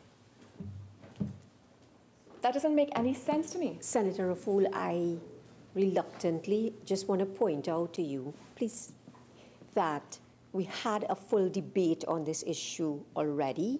So even you're making commentary, it is the budget, but just be reminded of that, that we're not going to reintroduce it as if we are debating it all over again, okay? Thank you, Madam President. I'm guided. So to wrap up that point, my issue is the fact that we are micromanaging. And we are not selling the assets to empower the private sector. We are retaining those assets by the state. One comment was made during the debate, which I won't go into. Another concern I have as a citizen is the fact that we, in the budget document, we have 6 pillars that we are told to be proud of as a society, the economic transformation pillars. One of those is the energy deal with Venezuela, which has been accused of major humanitarian crimes against its population. As a citizen, I feel quite concerned about that. Us in Trinidad, we have been so lucky to have been welcomed by Trinidad. None of us have a right to be here. None of us were Arawak or Carib. None of us are indigenous. We all came here by some stroke of luck and were embraced and welcomed, and we had equal opportunity. So for us to send Venezuelan asylum seekers back to Venezuela for the sake of us doing an energy deal with their government, that just makes me feel concerned that we don't have values as a nation, and that we are willing to compromise human rights of others, and especially asylum seekers, and to not have a justification for doing that other than an energy deal and being able to gain from their gas resources. To me, we need to really reassess what are our ideals as a country, and what do we stand for when it comes to protection of international human rights. I had a similar concern about China. The organization that we are building the port with has had multiple accusations of not doing business in a progressive, wholesome manner. And I think that's something we really need to reconsider. I was told by someone in private sector in shipping that private sector persons would have been happy to have done the deal, but they were never approached, or they never had that level of discussion and dialogue with government. And this person also said that they've never considered migrating before, but if this deal goes through, they'll migrate. Because of the the various implications that could happen to our economy and potential instability. So I guess I ended on a really negative note. My apologies. I always try to be much more constructive, but I do feel that as a citizen, it's my duty to be objective and to be very straightforward with what I think are inherent risks to our economy. I do think we have opportunities, and that's why I started off with those opportunities first. The main concern to me is the fact that we are not changing our model and our paradigm for development, and I think through continuation of what we're doing now, which I call survival mode, combined with taking a medium-term look at how to introduce innovative financial instruments like PPPs, like social impact bonds, like impact investing instruments, like fiscal incentives for social entrepreneurs, we can transform our economy. And I think the main thing to note is that I do feel a sense of hope. I do genuinely feel that we are all in this for the right reasons. We're all here to serve our country. Your time is up. Thank you all for your time. Minister of Foreign and CARICOM Affairs. Thank you very much, Madam President. I wish to add my voice to those of my colleagues on this side of the House in regard to the flooding, the expressions of empathy, detailing the commitment and the willingness of the government to treat with the effects of the flooding.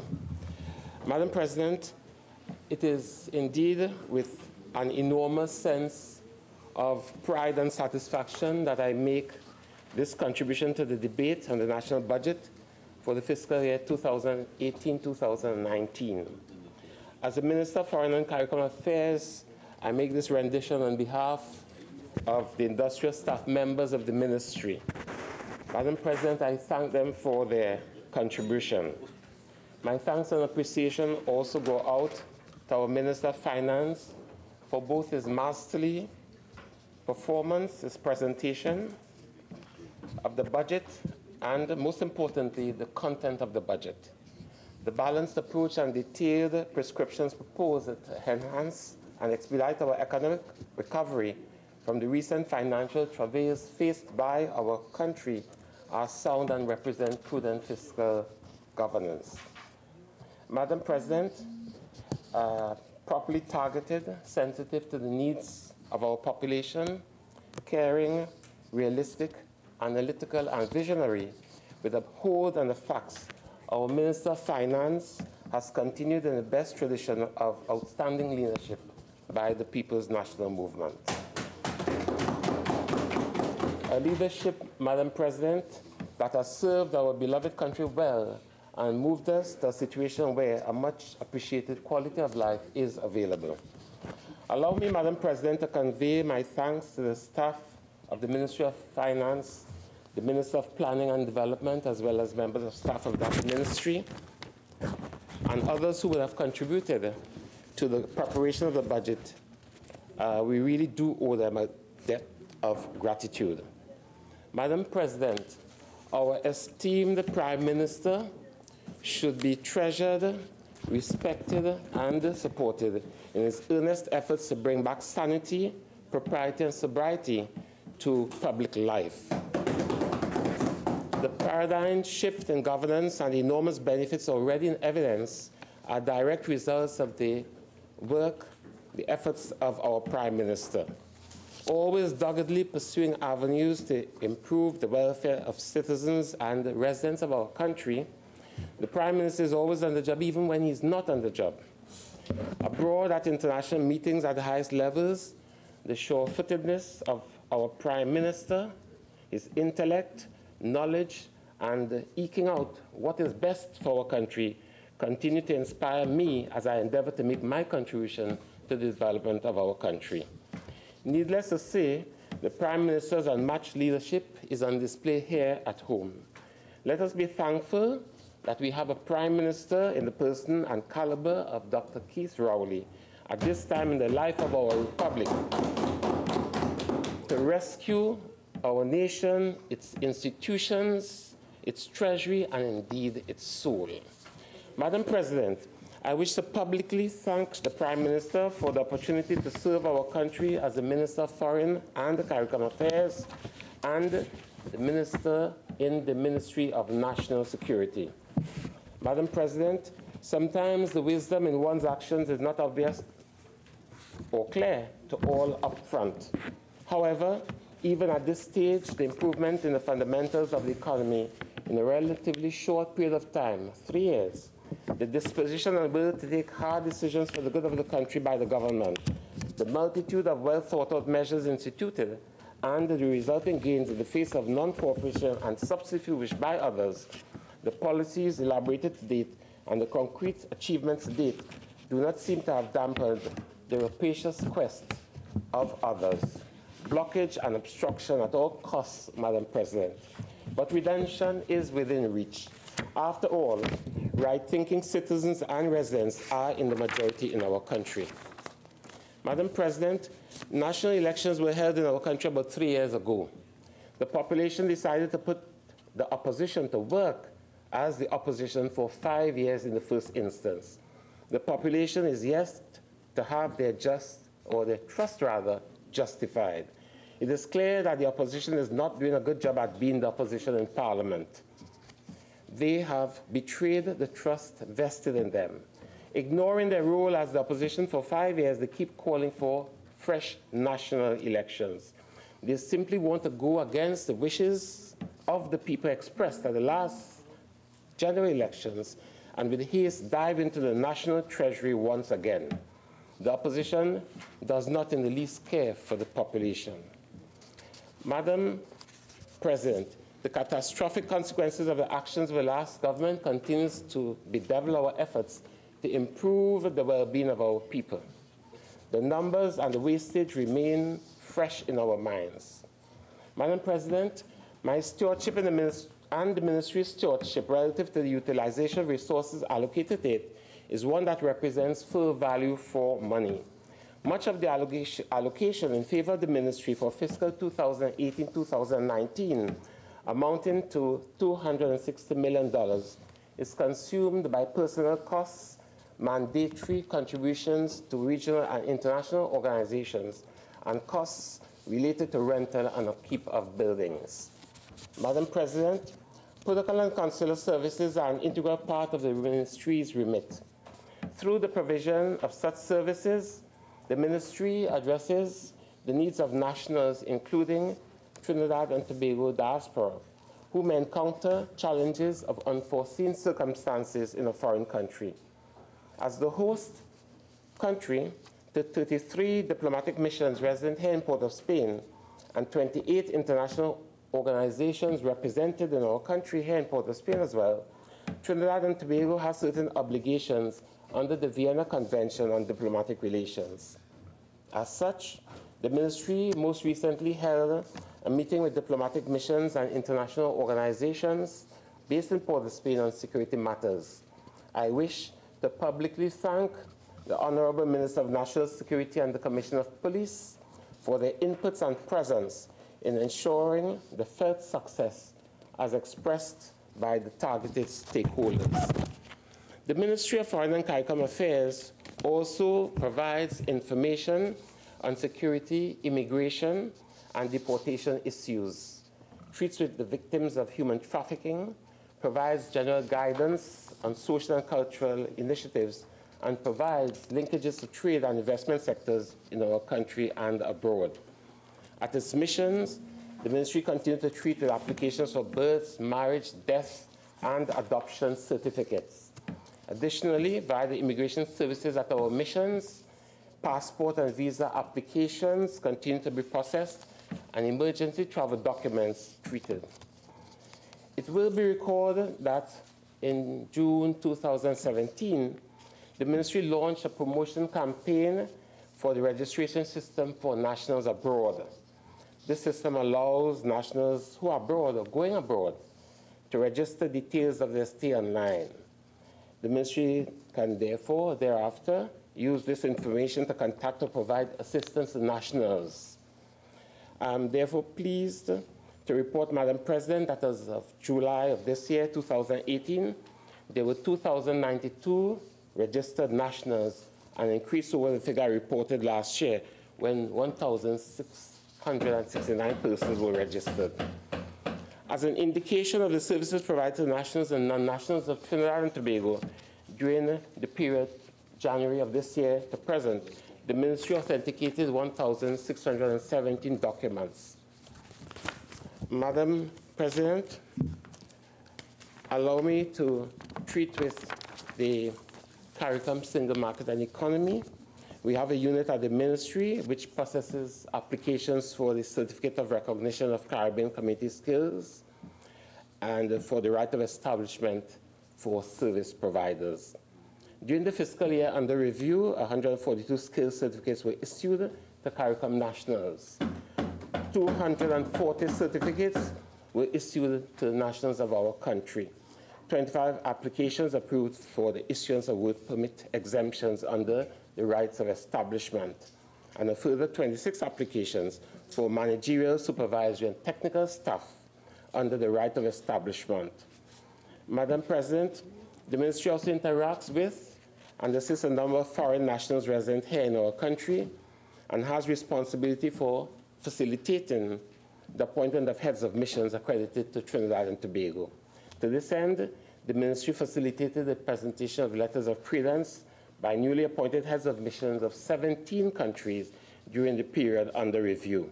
Confirmation, indeed, that the government continues to relentlessly pursue its goal to deepen, strengthen, and expand our relations with other countries. Madam President, given our country's historic interest in oil, gas, and related downstream industries, the Ministry has placed special emphasis on energy-related matters in its engagement with foreign states in an effort to support local private sector and state enterprises. Consequently, our Ministry, that is of Foreign and CARICOM Affairs, collaborated with the Ministry of Energy and other national stakeholders to protect and safeguard our country's interest in oil. The Ministry also was very supportive in facilitating the official visit by our Prime Minister to Caracas, Venezuela, in August of this year. The main purpose of that visit was the signing of the terms and conditions for an agreement in respect of the drug and gas field project. The government of our country always recognizes that trade has been and continues to be an important driver of economic growth, poverty reduction, and development, especially for small island developing states. Accordingly, the Ministry of Foreign and CARICOM Affairs has focused the energies of its missions, 18 of them, to capitalize on the strategic locations and local partnerships to pursue trade and investment opportunities, as government's official policy framework realizes the importance of building and sustaining such partnerships. I would also like to mention that the broad catchment area and spheres of economic activity and opportunity across cities to which they are accredited, our missions have embarked on various outreach programs in different fields, whether cultural, business, or agricultural.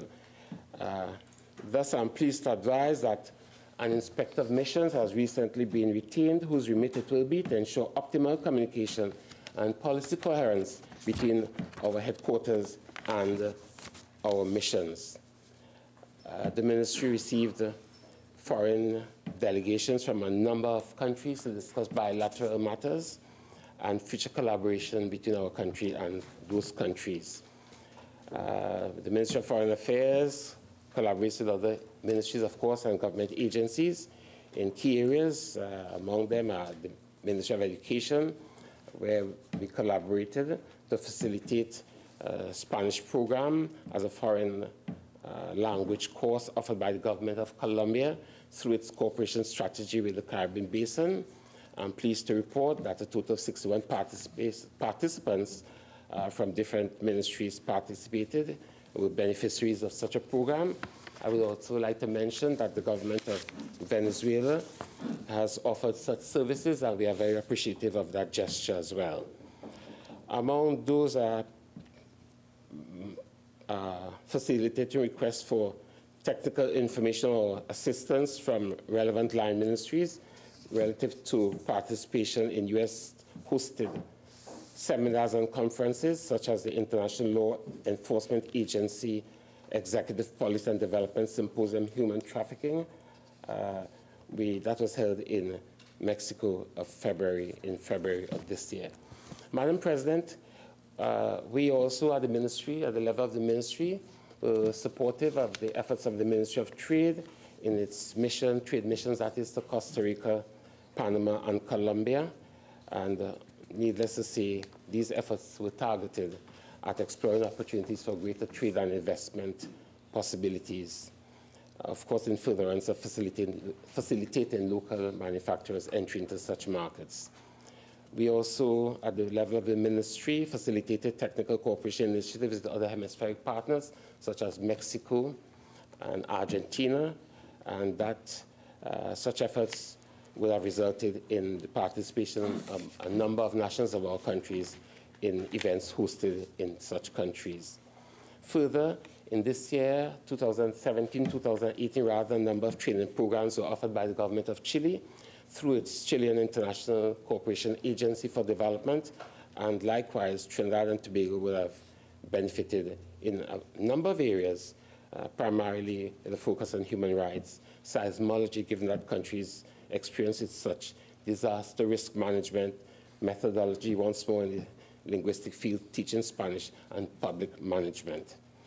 With respect to bilateral initiatives further afield, we supported the visit of the Honorable Prime Minister to another locale, this time to Beijing, the People's Republic of China.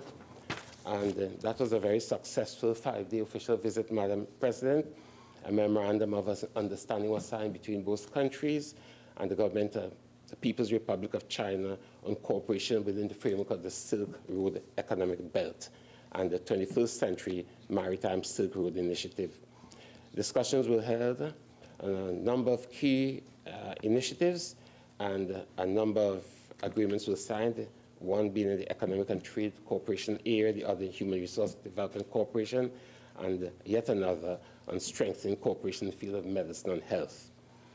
Madam President, I should also add that additional exchanges focus on the aviation industry, air transport rather, between Caribbean Airlines and Hainan Airlines for code-sharing arrangements, leasing of aircraft for renewal of the Caribbean Airlines fleet, and the expansion of logistical arrangements in Trinidad and Tobago. With respect to trade and the business sector, Trinidad and Tobago and the People's Republic of China reached agreement for Chinese firms to invest, equity that is, and actively participate in commercially viable projects in Trinidad and Tobago. We also held discussions on Chinese bank establishing operations here in our country, as well have been referred to earlier on the dry docking facility in La Brea, a new terminal at the A&R Robinson International Airport in Tobago, and construction of a new central block at the hospital in Port-of-Spain. Madam Chair, I would like to add further that military assistance has been granted gratis by the government of China, People's Republic of China, to Trinidad and Tobago. In terms of multilateral engagement with China, as Minister of Foreign and CARICOM Affairs, I represented Trinidad and Tobago at the second meeting of Ministers of Foreign Affairs and the Community of Latin American and Caribbean States, CELAC. That meeting was held in Santiago, Chile, earlier this year in January 2018, under the theme, Working More Development, Innovation, and Cooperation for Our Peoples. That resulted, that meeting that is, in the adoption of a special declaration on the Said Belt Initiative, which I would have referred to earlier. Madam President, as we work to ensure that this country is optimally positioned, the ministry has expanded its outreach to Asia, Africa, and the Pacific region. A key highlight of which was the working visit of the Honorable Prime Minister to the Commonwealth of Australia from May the 26th to the 20th to the 26th, rather, of 2018. During that visit, the Prime Minister engaged with his Australian counterpart as well as the Minister of Foreign Affairs of Australia. Critically, Trinidad and Tobago was able to gain valuable insight into Australia's approach to dealing with national security matters, especially in the area of terrorism. The Honorable Prime Minister also met with representatives of Austal and INCAT, two world-renowned centers, companies that treat with shipbuilding, especially the catamaran variety. Madam President, the Honorable Prime Minister also met with representatives of BHP, Billiton, and the company's exploration plans here in Trinidad and Tobago, including the imminent drilling of wells in the Leclerc field and government's plans to negotiate new commercial terms. Madam President, as evidence of the immediate gains that have accrued to this country as a consequence of the Honorable Prime Minister's visit, we have a number. I will just cite three. That of the announcement by the Honorable Prime Minister that 2 Cape-class patrol boats with an estimated delivery date of mid-2020 would be purchased, and that a separate maintenance and support contract would be pursued. The second area I would like to mention is that the announcement of the intention of Austal, the company that is, to establish a service center in Trinidad and Tobago to support the new vessels and on any other vessels that require maintenance.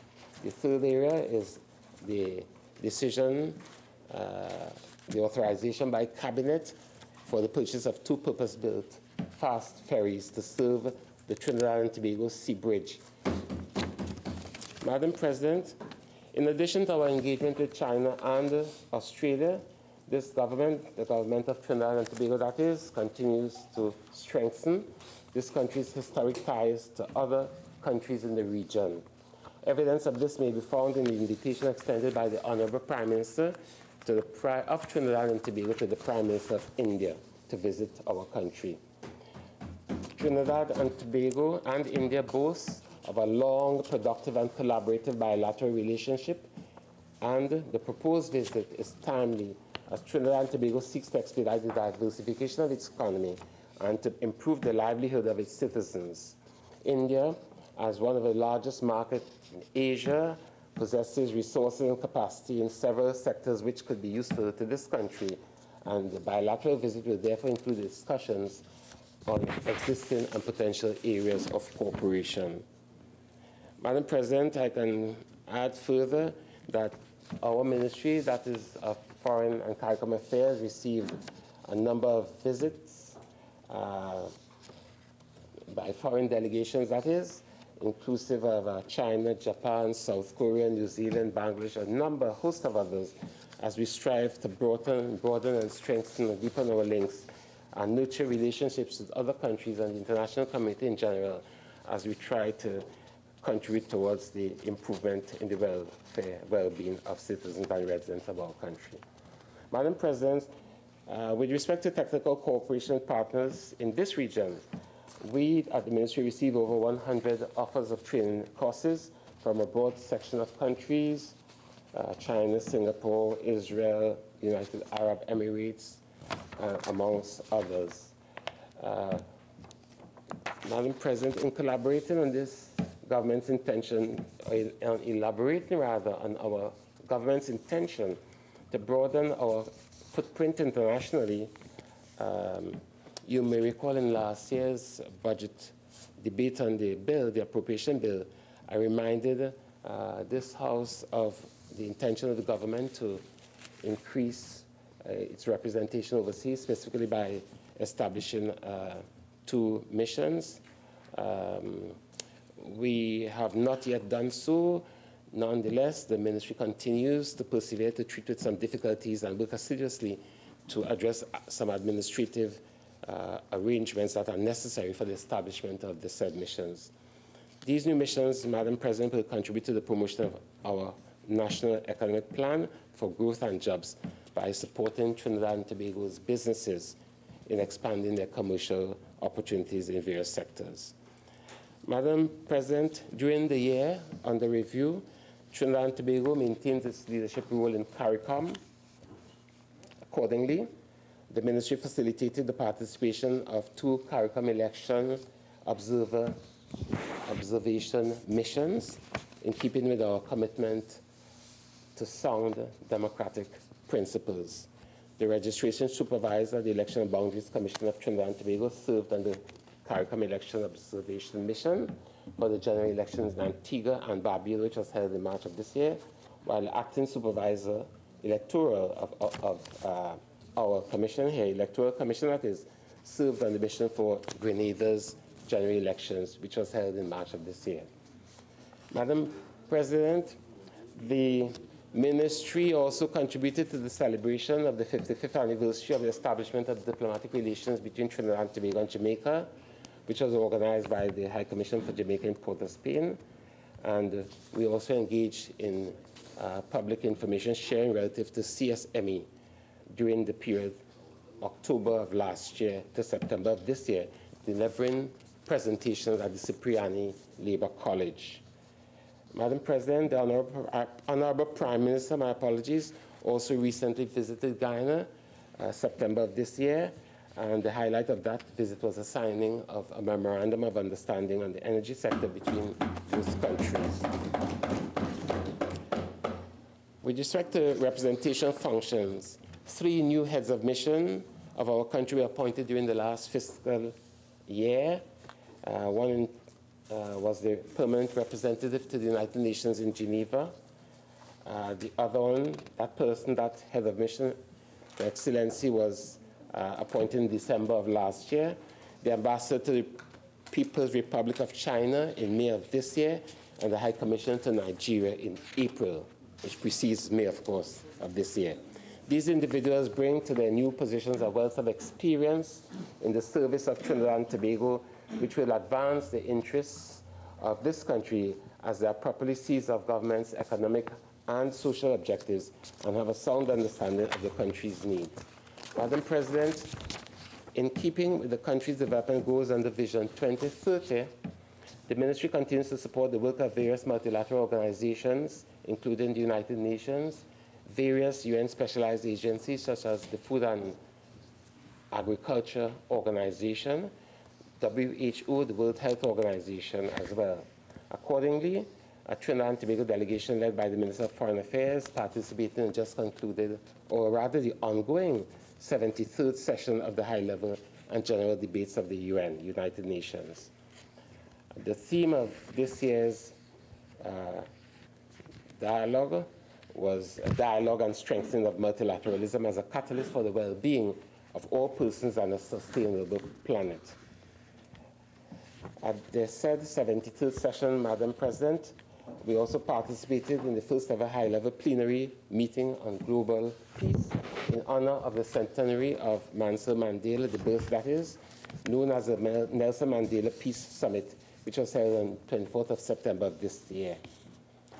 Madam President, over the past fiscal year, the Ministry has also facilitated participation of important regular meetings to safeguard TNT's interests, Trinidad and Tobago's interests, such as the normal intersessional regular sessions of the heads of government of CARICOM, the various meetings of the ACP African, Caribbean, and Pacific Group of States, and the 25th Commonwealth Heads of Government, which was held in April in London of this year.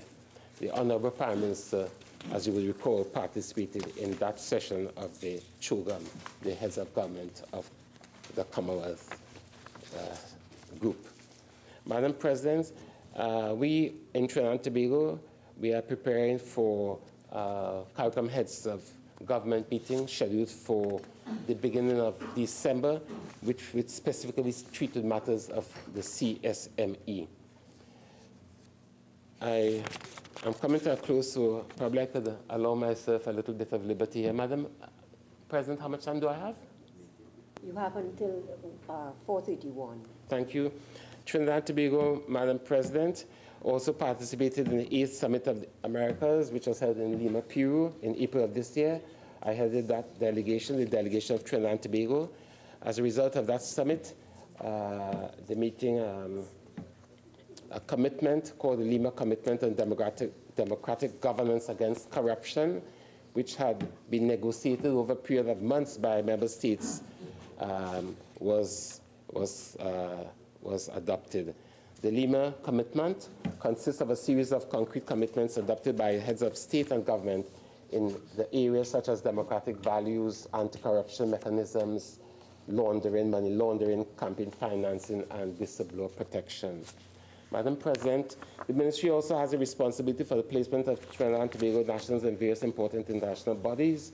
I'm therefore pleased to inform this House that as a result of the unrelenting effort of the Ministry's staff, Professor Rhoda Reddock was elected to the Committee on the Elimination of Discrimination Against Women in June of this year for the period 2019 to 2022. Madam President, I also seize the opportunity to remind members of this Honorable House that government's official policy framework emphasizes the priority afforded to the Trinidad and Tobago diaspora.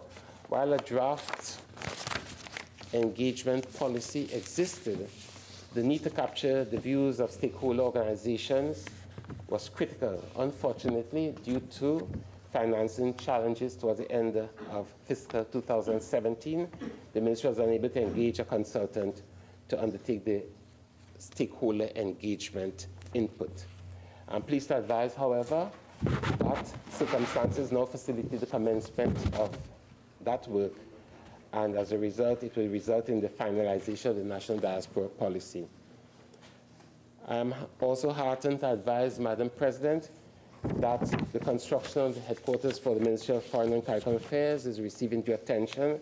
This project is being spearheaded by the Urban Development Company of Trinidad and Tobago on the Ministry's behalf.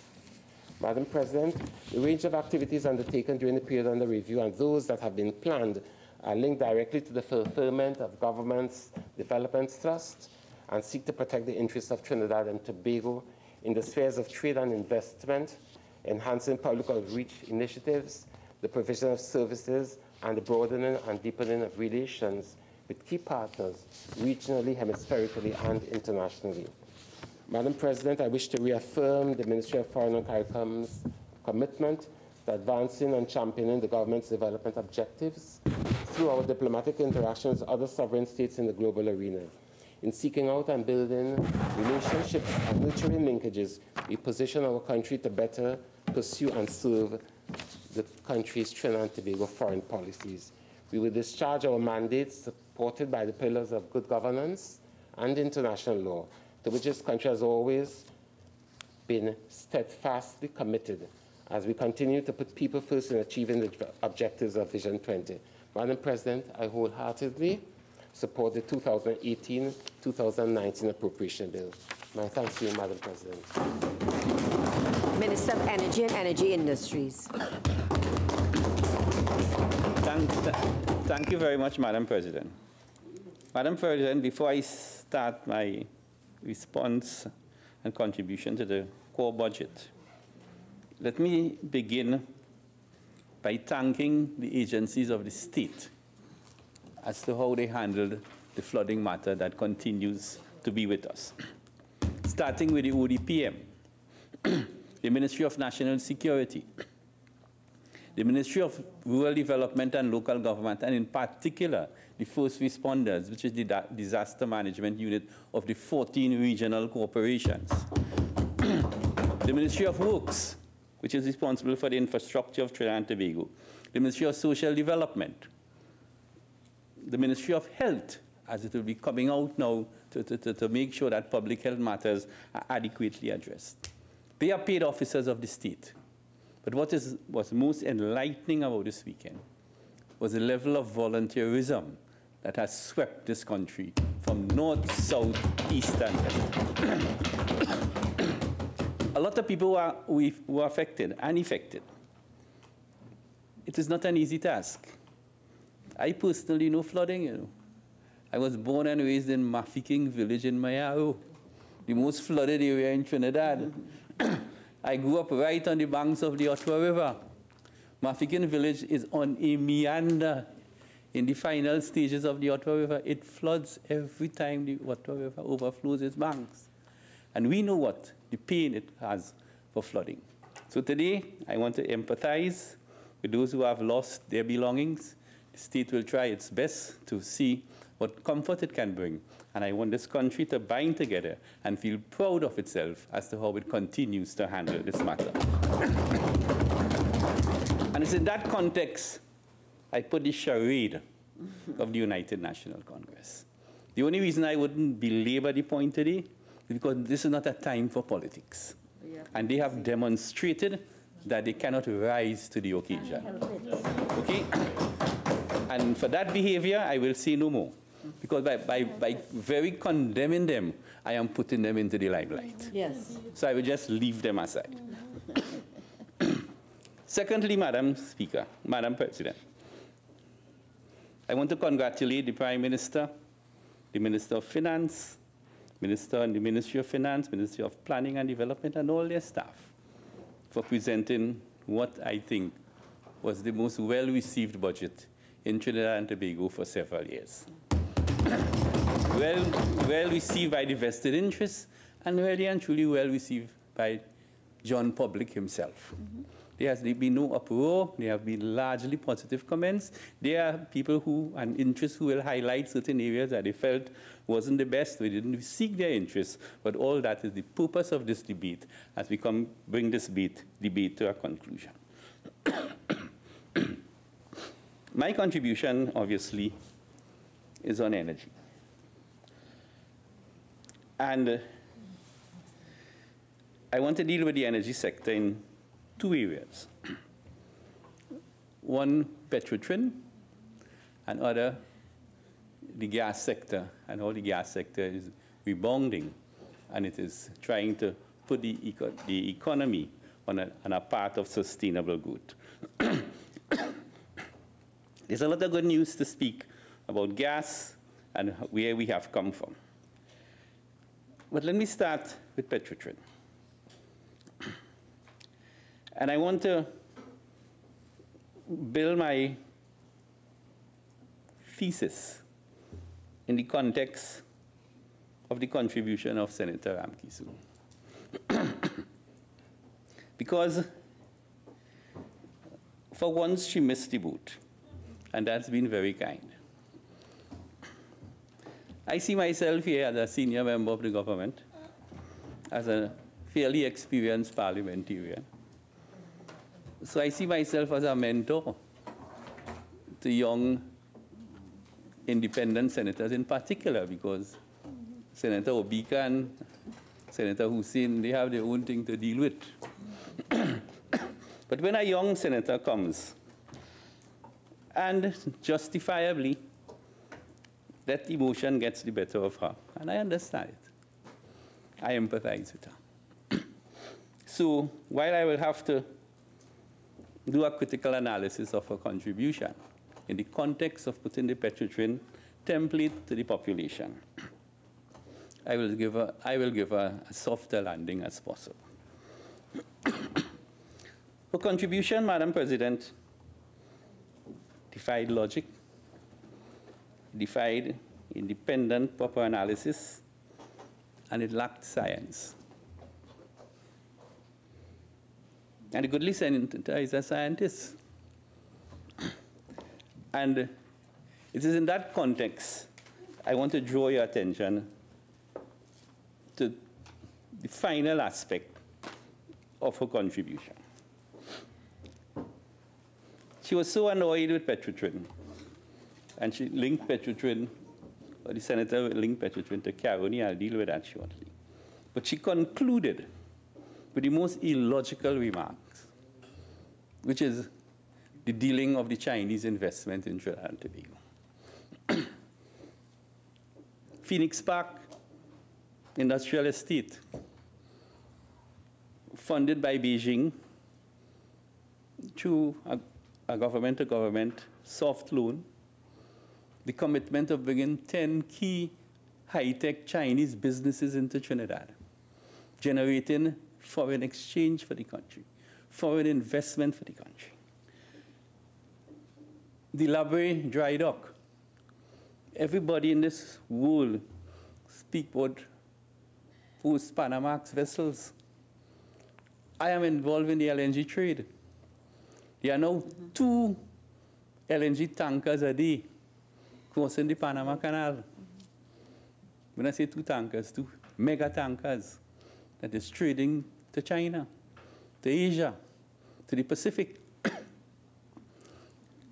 When China is the 2nd largest economy in the world, but the US economy, a lot of it is based on high tech. Who are the largest companies in America?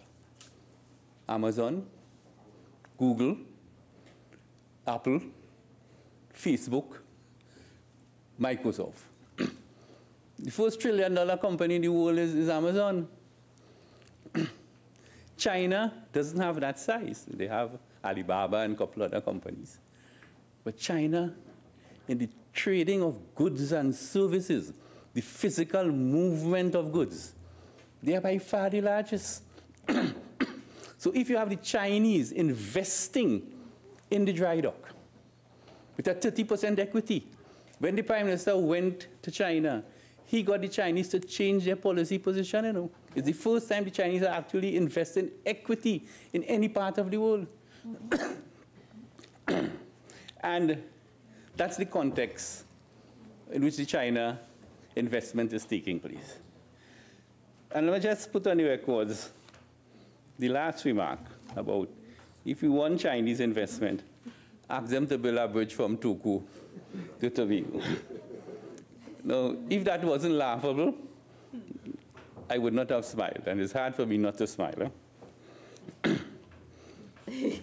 Madam Senator, through you, Madam President, the reason that that project is a non-starter from the beginning is the 34-mile bridge the Chinese built for $20 billion is over a shallow sea. The reason it is called the Galleon Passage, it is because it's an international shipping channel. And it's an international shipping channel because a deep oceanic trench occurs between Turku and Tobago. And to support these long bridges, you need support from the seabed in columns through shallow water. You cannot get a column to go down to the depth of the trench. It will be astronomically expensive, if at all engineeringly possible. So this bridge to Tobago, let it die its natural death. The second point, Madam President, is linking the petrotrain issue to carony. There's a fundamental difference. With the closure of carony, as the Minister of Agriculture vividly explained this morning, we were getting out of the sugar industry. There's no cultivation of Trinidad, of sugar anymore in Trinidad, by a few farmers down in Barrackbo. There's no processing of raw, no refined sugar in Trinidad. We are out of the sugar business because of Lomé, because of et cetera, et cetera, et cetera. We are not getting out of the oil and gas business here. We have restructured and we are transforming Petrotrin. Put another way, we are saving Petrotrin from itself. And this is what I want to talk about now. The new structure of Petrotrin, I've said it in a post-cabinet press conference, but I will go through it in some more detail this afternoon. Petrotrin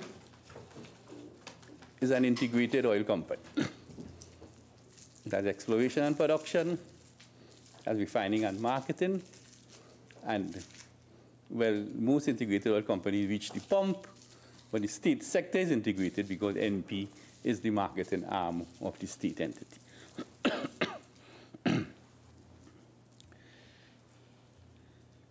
We have explained ad nauseum why Petrotrin in its current form could not continue as a viable entity. Every time I spoke, the Prime Minister spoke, the Minister of Finance spoke, the Minister of Finance spoke, the Minister of Public Utilities speaks sometimes. All the cabinet members that have spoken on this have explained clearly to the population why it could not continue as it has. So what is the solution? The refinery is the albatross. And the refinery is the albatross because we have to import 100,000 barrels of crude. But that, I'll deal with that short. So we formed a holding company called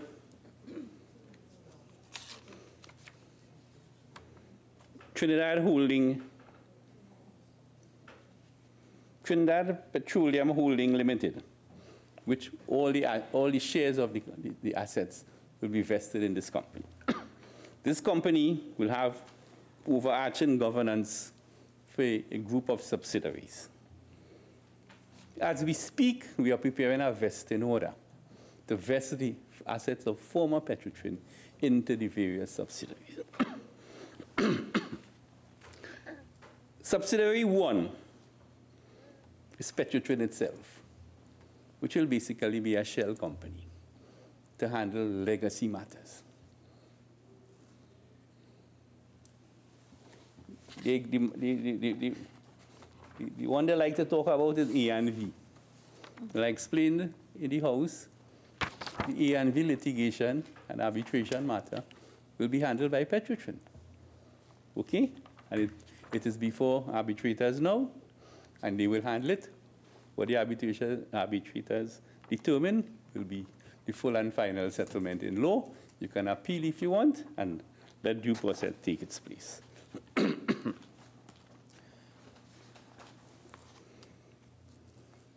Subsidiary number 2 is called Heritage Petroleum Company Limited. And that's where the business will focus. Senator Small said it will be a cash cow. I hope his mouth take us. But as I explained before, there's a fundamental difference between refining and marketing and exploration and production. Exploration and production is subject to windfall, especially if oil price is high. The shock, Senator Raful spoke about, the shock is on the positive side. So if you are producing oil from wells at $35 a barrel operating cost, and oil price is $50 a barrel, you're making $15 on every barrel you produce. What happens if oil price reaches to 80? So your business can survive when oil prices do not drop below 30, 35. But what companies do is that when oil prices are high, they use the profit as reserves, cash reserves in the company. So that when oil prices drop below your operating costs, you can survive for a year or so without having to raise any red flags. So the profit is subject to windfall. It is a business that is oil price based, operating cost based. Refinery, however, is a margins business, which means it is a processing plant. Your feedstock costs you X dollars per barrel, and your refined products you sell at X plus $2 per barrel. If that is the case, your $2 is an operating profit. If the price of crude increases, the price of product increases commensurate to the price of crude. So by and large, your margin still remains the same. So that business has no windfall. And if you cannot get your operating cost from the purchase of crude, the X plus 2, you're hopelessly out of the business. That's what has happened to the Point-of-Care refinery. So on the E&P side, we'll remodel the business. We'll focus on investment in exploration and production. We will transfer all the land assets of Petrotrin into the E&P company, all the E&P assets. Trinma, land, some minority non-operating interests of the East Coast, the Tikpui Saman field, that is now was to be owned by BP, that is now run by Perenco. Petrotrin has a 15% equity in that, you know. So all those assets will be put into the exploration and production company. And it will be staffed with high-quality staff, professional staff, state-of-the-art staff. The same UWI graduates Senator Ramkisud boasts about. I am a UWI graduate. Proud of it. Glad we're in the top 5% now. But we need new work systems. We need young, bright minds. We need technology. Technology is transforming the world. There's called something now called ocean bottom node seismic. It is like imaging the earth to show you where the oil is. They use it in medicine. Long ago, a doctor had to take a torchlight and put it in your eye to see some capillary here to determine whether you have a tumor. Now there's MRI and CT scan. You have doctors now who cannot diagnose without an MRI or a CT scan. You know. Then you ask what they used to do before MRI and CT scan was invented. It is called imaging. And just as how imaging has transformed medicine, imaging is transforming the exploration and production business. This company will have an aggressive drilling and workover program. It will have a strong subsurface team. That is the core skill set of an exploration and production company. Subsurface. I am a subsurface expert. Geologists, geophysicists, reservoir engineers, petroleum engineers, drilling engineers. You look at the subsurface, you plan your wells, you produce your well. You have strong project management skills, strong supply chain management, because you're procuring in a modern system. And once you have strong leadership, we have the talent here. We're not harnessing it. And there's something called system, because the same locals who run BP, you know. It is the same locals who run Shell, you know. The percentage of expatriates in BP and Shell are minuscule. They must have the CEO, because you are in charge for the shareholder. But most, if not all, of the technocrats in all these subsurface and engineering teams are Trinidadians. But it's policy decisions, but it means there have to be an operating system that brings out the best in you. And that is why you have to remodel the company. That's have to change the culture of the company. Petrotrin in its current form was beyond repair. That's why I said we are saving Petrotrin from itself. And this is the government's vision. There's nothing sinister about it. It is the very Trinidadians that will populate it, with probably a few expatriates.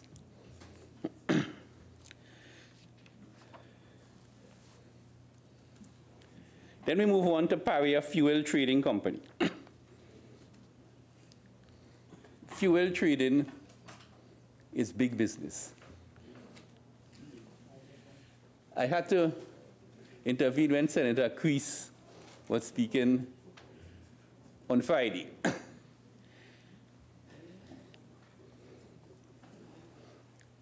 The value chain is changing.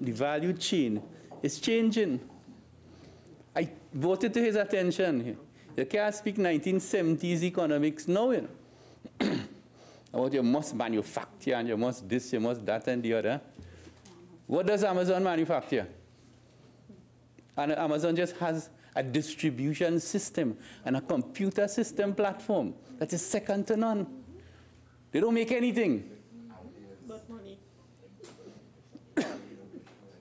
So you're trading. The biggest value in the LNG is not the production of natural gas, you know. It is not in the processing plant at Atlantic, you know. This is in the trading, where you buy and sell.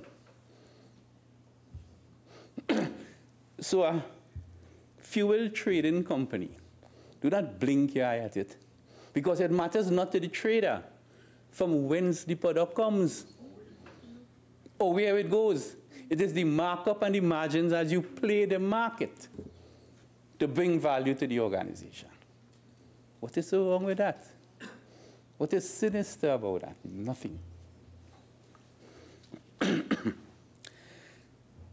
And then we come to the final subsidiary, Karakara Refining Limited, which I announced last week. No matter what we say, there is a refinery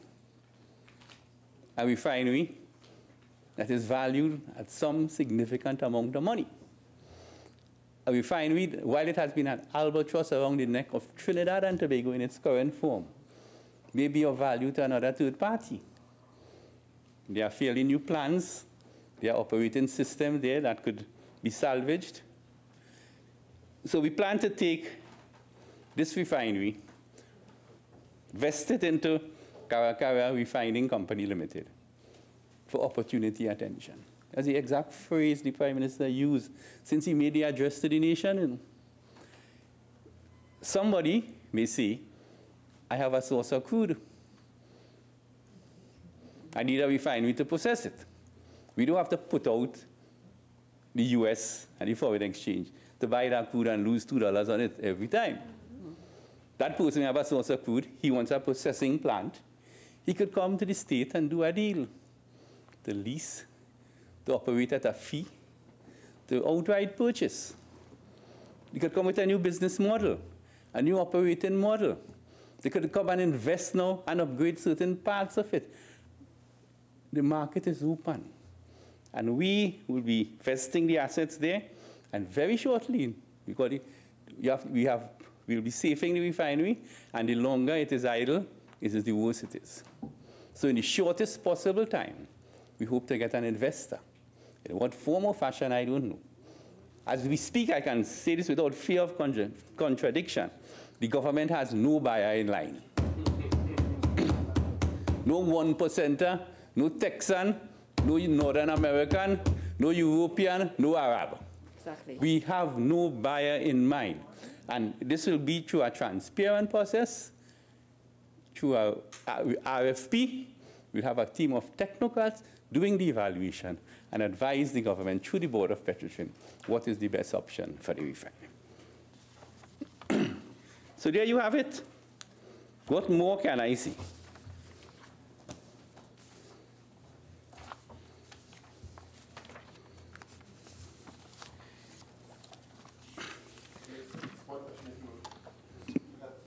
Is there going to be, or has there been, or is there in train, a valuation for the refinery assets as they stand, given that quite a number of components, as I understand them, are new components, upgraded components, although there are some that need to be upgraded. Is there a process in train for that, of those assets? Thank you. There is a value, but there is something called actual value and a utility value. So you may say the cost of procuring the plant, installing the plant, is $1 billion. But it's what utility value it has. Its utility value in the model may be 1.3 billion, but it could also be 600 million. So do we wait to see how these specifics unfold? Thank you. But there's an asset that we can leverage, and the state can benefit. How much? When do I finish? 2 minutes past 5. Oh, nearly finished. Just to set the record straight, Madam President, through you, these are the final figures. Because I fed up here 8,000, 6,000, 3,000, 4,000. Everybody have a different amount of thousands to speak about Petroleum. Let's look at the communication plan.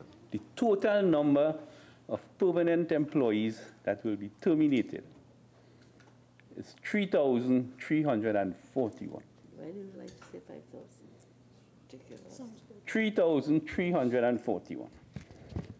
2,489 have already collected their letters, and the rest have been sent by registered mail to the various people. There are 1,229 non-permanent employees who qualify for an ex gratia payment. Now, not everybody who works at 10 days or a month in Petroleum will qualify. The actual list, the total list of everybody is 2,230. But only 1,229 people will qualify for an ex gratia payment. And this is the criteria in which you qualify. Those who qualify will have a minimum of 750 days cumulative during the course of the past 5 years. That's very good. So if you work 15 years ago and haven't worked for the last 5 to 7 years, you're entitled to anything. Okay, because you weren't in a permanent job. So the people who will qualify, the people who have 750 days or more cumulative during the course of the past 5 years, and that number summed to 1,229. Minister Imbut, Minister of Finance, indicated in his budget what is the approximate cost of these packages. Please. Minister, thank you. For persons who are on the casual listing for 15 years, would they be considered for 15 years or just 5 years? My information, it is 5 years. Okay, so how much minutes past 5?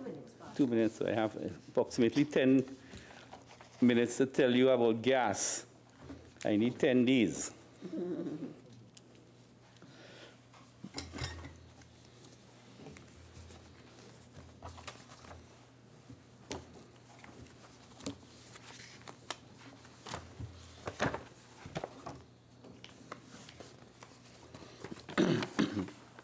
Madam President, all the reports indicate that the 1.9% growth and the positive growth in the economy can be attributed in part to the natural gas sector.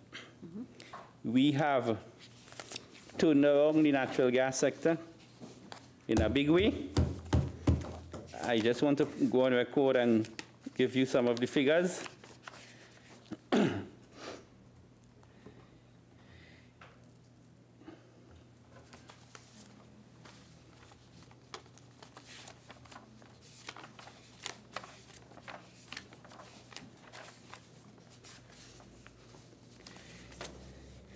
In 2015, gas production dropped to 3.5 BCF per day.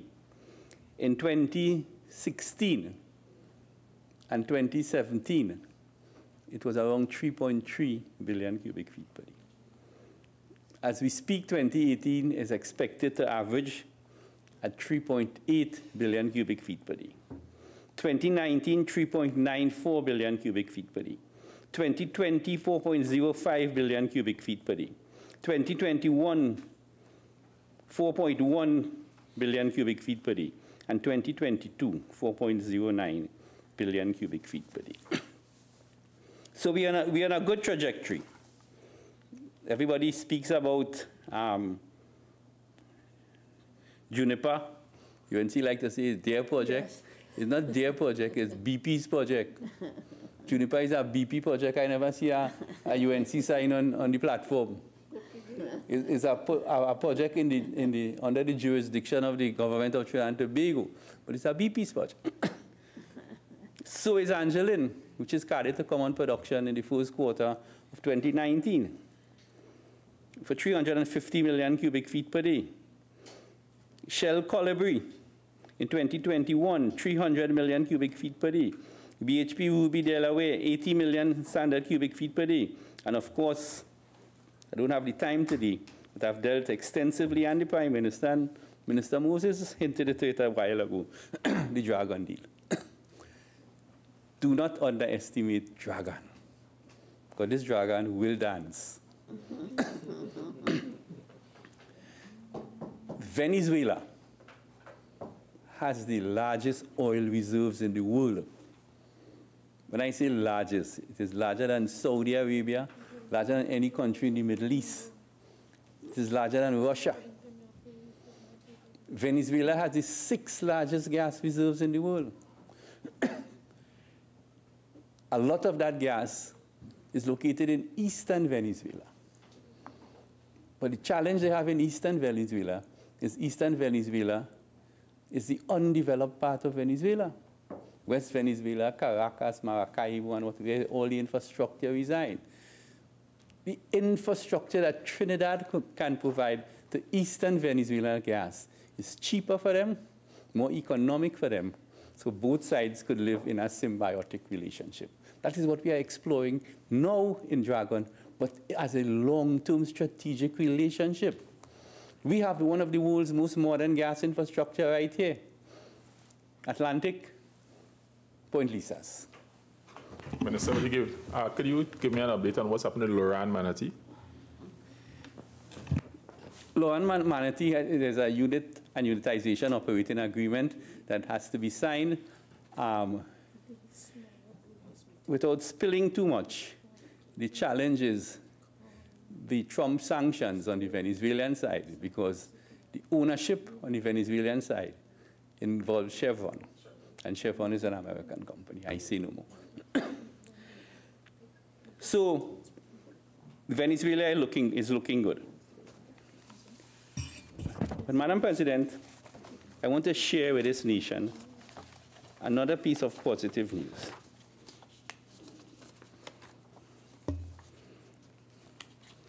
Everybody who follows the energy sector knows about the Ryder Scott report. You always hear that. Now you're hearing Putin and Partners report. But every year the Parliament they talk and debate the Ryder Scott report. The Ryder Scott report, Ryder Scott is a company that audits our national reserves.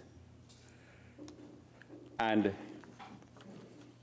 since 2004, every year, the country reserves have declined. Listen to me well. Since 2004, every year, the country's reserves have declined. So if you produce 3.8 billion cubic feet per day, what you do is per annum, you produce approximately 1.3 trillion cubic feet of gas. Listen to the maths. Minister, you have 5 more minutes. Yeah. 1.3 trillion cubic feet of gas comes out of the ground. It's what I call walking up the dung escalator. So, if you do not find and replace 1.3 trillion cubic feet every year, your reserves will drop. What we have been doing year on year is finding less than we produce. So year on year, from 2004 to 2016, our reserves have fallen. 2017 audit, which I just received a month ago, for the first time, the reserves is on an upward trend.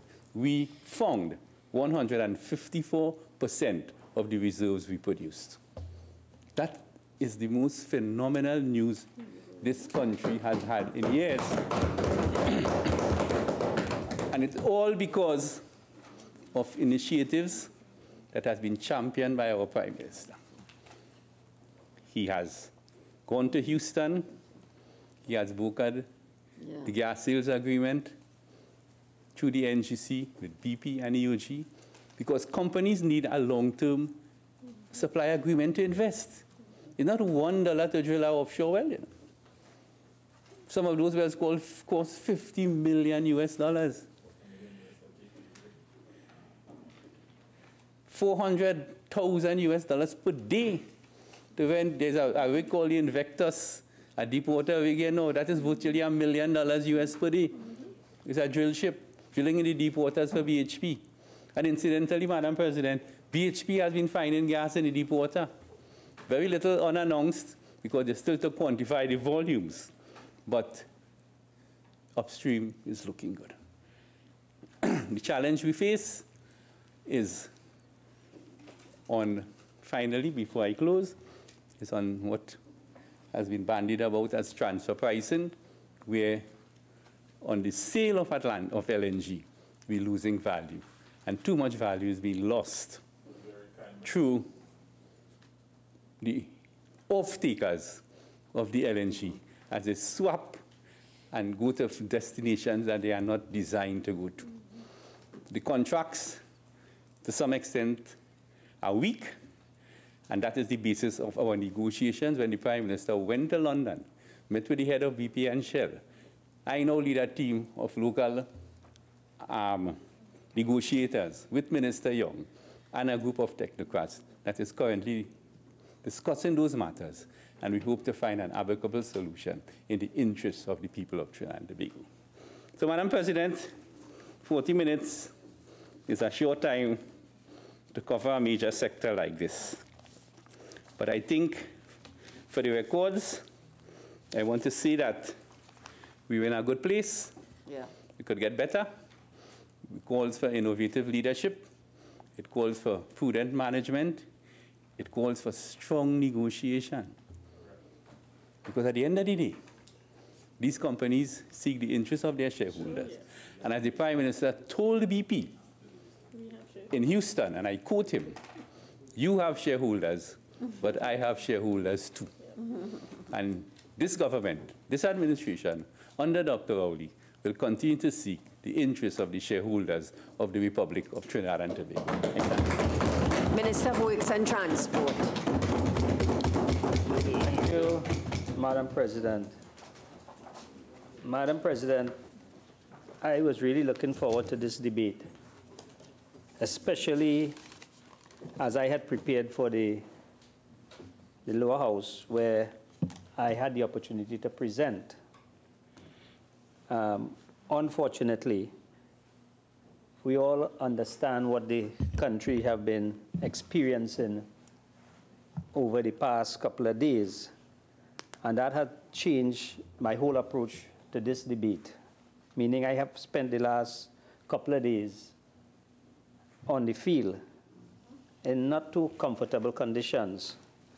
As I stand here now, I can tell you I am in a tall boots that is soaking wet. Please don't take it off. No, I won't. If I take this off, I might have more vacancies, both on this side and that side. Madam President, however, despite what this country would have gone through, there were some bright moments. Unfortunately, as a senator, as a minister, and as a citizen of this country, this morning, that was shattered. That was shattered because I left home at about 5 o'clock, went to the office and visited a couple sites, and on the way to the St. Helena area with my entire staff, entire directors, I heard the contribution of Senator Amin. And I tell you, if the water didn't break my spirit, that contribution broke my spirit. Don't. It didn't only break my spirit, but my staff was also listening in the vehicle. And I can tell you, for the first time, I saw their face drop.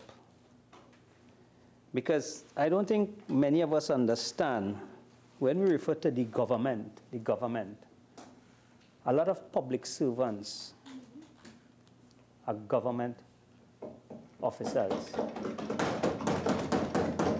And what her contribution would have done is damage all the public servants, all the different arms of law enforcement who would have been doing yeoman service since Friday, some of them who did not even go home.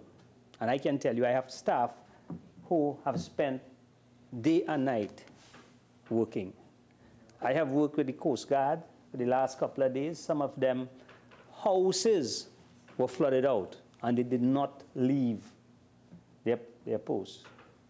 I have seen several people there, and that contribution damaged the spirit of a lot of patriotic people in Trinidad and Tobago. Madam President, I could have come here and talk about the wonderful projects at the Ministry of Works and Transport that we're doing, the Churchill-Roosevelt Highway Extension, where we're actually opening up the entire eastern seaboard the Toko Ferry Port, the Valencia Highway, and all the advantages that these things are going to bring. The Curep Interchange, where we have saved over $250 million on one project. And I can go on and on. Solomon Hultroy Highway, where local contractors are benefiting from all the packages so far. I can talk about our drainage program, where we desilted 230 of our water costs over the last period. And I can tell you that did help significantly. It wouldn't have saved us from flooding, but it could have been a lot worse.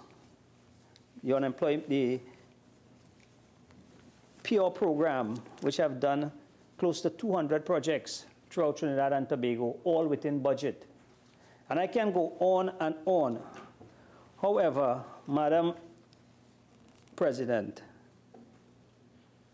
that contribution this morning, I have to focus a little bit on that contribution because Ms. Amin spoke about, Senator Amin spoke about the Prime Minister.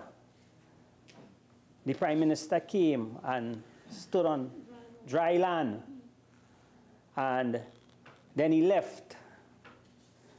What Senator Amin did not know is that I was there from Friday night. When I left the Senate, I went home because although I was in the Senate, I was outside most of the time on my phone with the team. I left here twice on Friday and came back. And I was up there from about 11 o'clock on Friday night. I didn't get home until about 10 o'clock the next night. I don't know where Senator Amin was. Don't guess. I spoke to the Prime Minister about 5 o'clock in the morning, and he told me he was on the way, he was coming up. What Senator Amin did not know is that when she saw the Prime Minister, that was his second visit to the area.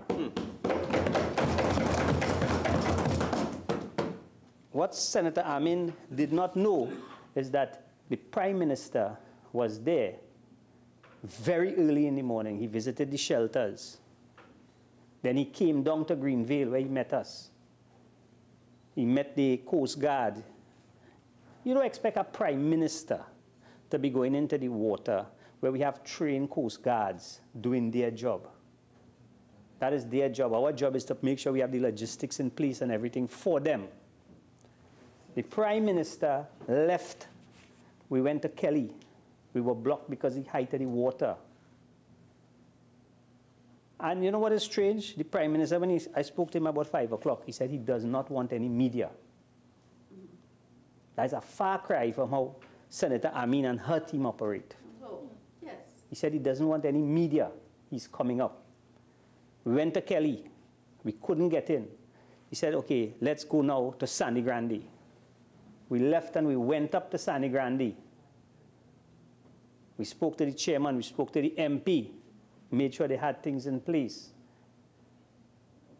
He spoke to the police, he went to the police station, he met with the police and thanked the police because the police did human service in Sangre Grande because there were some miscreants who were trying to get in to do some things that were not really in keeping with good patriotic citizens. And then we went back into the La Joqueta, Greenville area. That is where we met Ms. Amin. Ms. Amin, in my opinion, because I spent over 12 hours inside there, probably saw her for 5 minutes. Madam Speaker, it was very disheartening to see the Express front page, Ms. Amin, on a dinghy. Senator Amin, on a dinghy. What Senator Amin didn't realize is that it was a nice photo shoot. Photo up. Because you go for 10 minutes and you get a photo up and bam, click, you're gone. That dinghy was supposed to be bringing out people, not carrying people for a ride and bringing them back out on a ride. That is why the Coast Guards will go in. They are trained to go in. They will rescue the people and they will bring them out. This is not for senators and ministers and MPs to be riding with the Coast Guard to go in and bring people out. That was not the... I was there. I wanted to go in the water. I walked into the water holding a rope with the Coast Guard. And when I realized that, look, I was keeping them back from doing their job, I stopped and allowed them to go. because they are trained to do that. I am not trained to do that. When I see water start to reach here, I say, let me let go this rope, because I was keeping them back. If you want to be of assistance, there are things that you have to do. Don't just jump in the dinghy to get a photo up, and as you get the photo up, you're gone. That is not what this is all about. This is about letting the trained people go and do what they have to do. What they do best. And this is why in Greenville we had the Coast Guard, we had the Air Guard, we had the Army, we had everybody. The Prime Minister doesn't have to go in there so that they now have to concentrate on him and forget about the people. What the Prime Minister has to do is to make sure they have all the resources.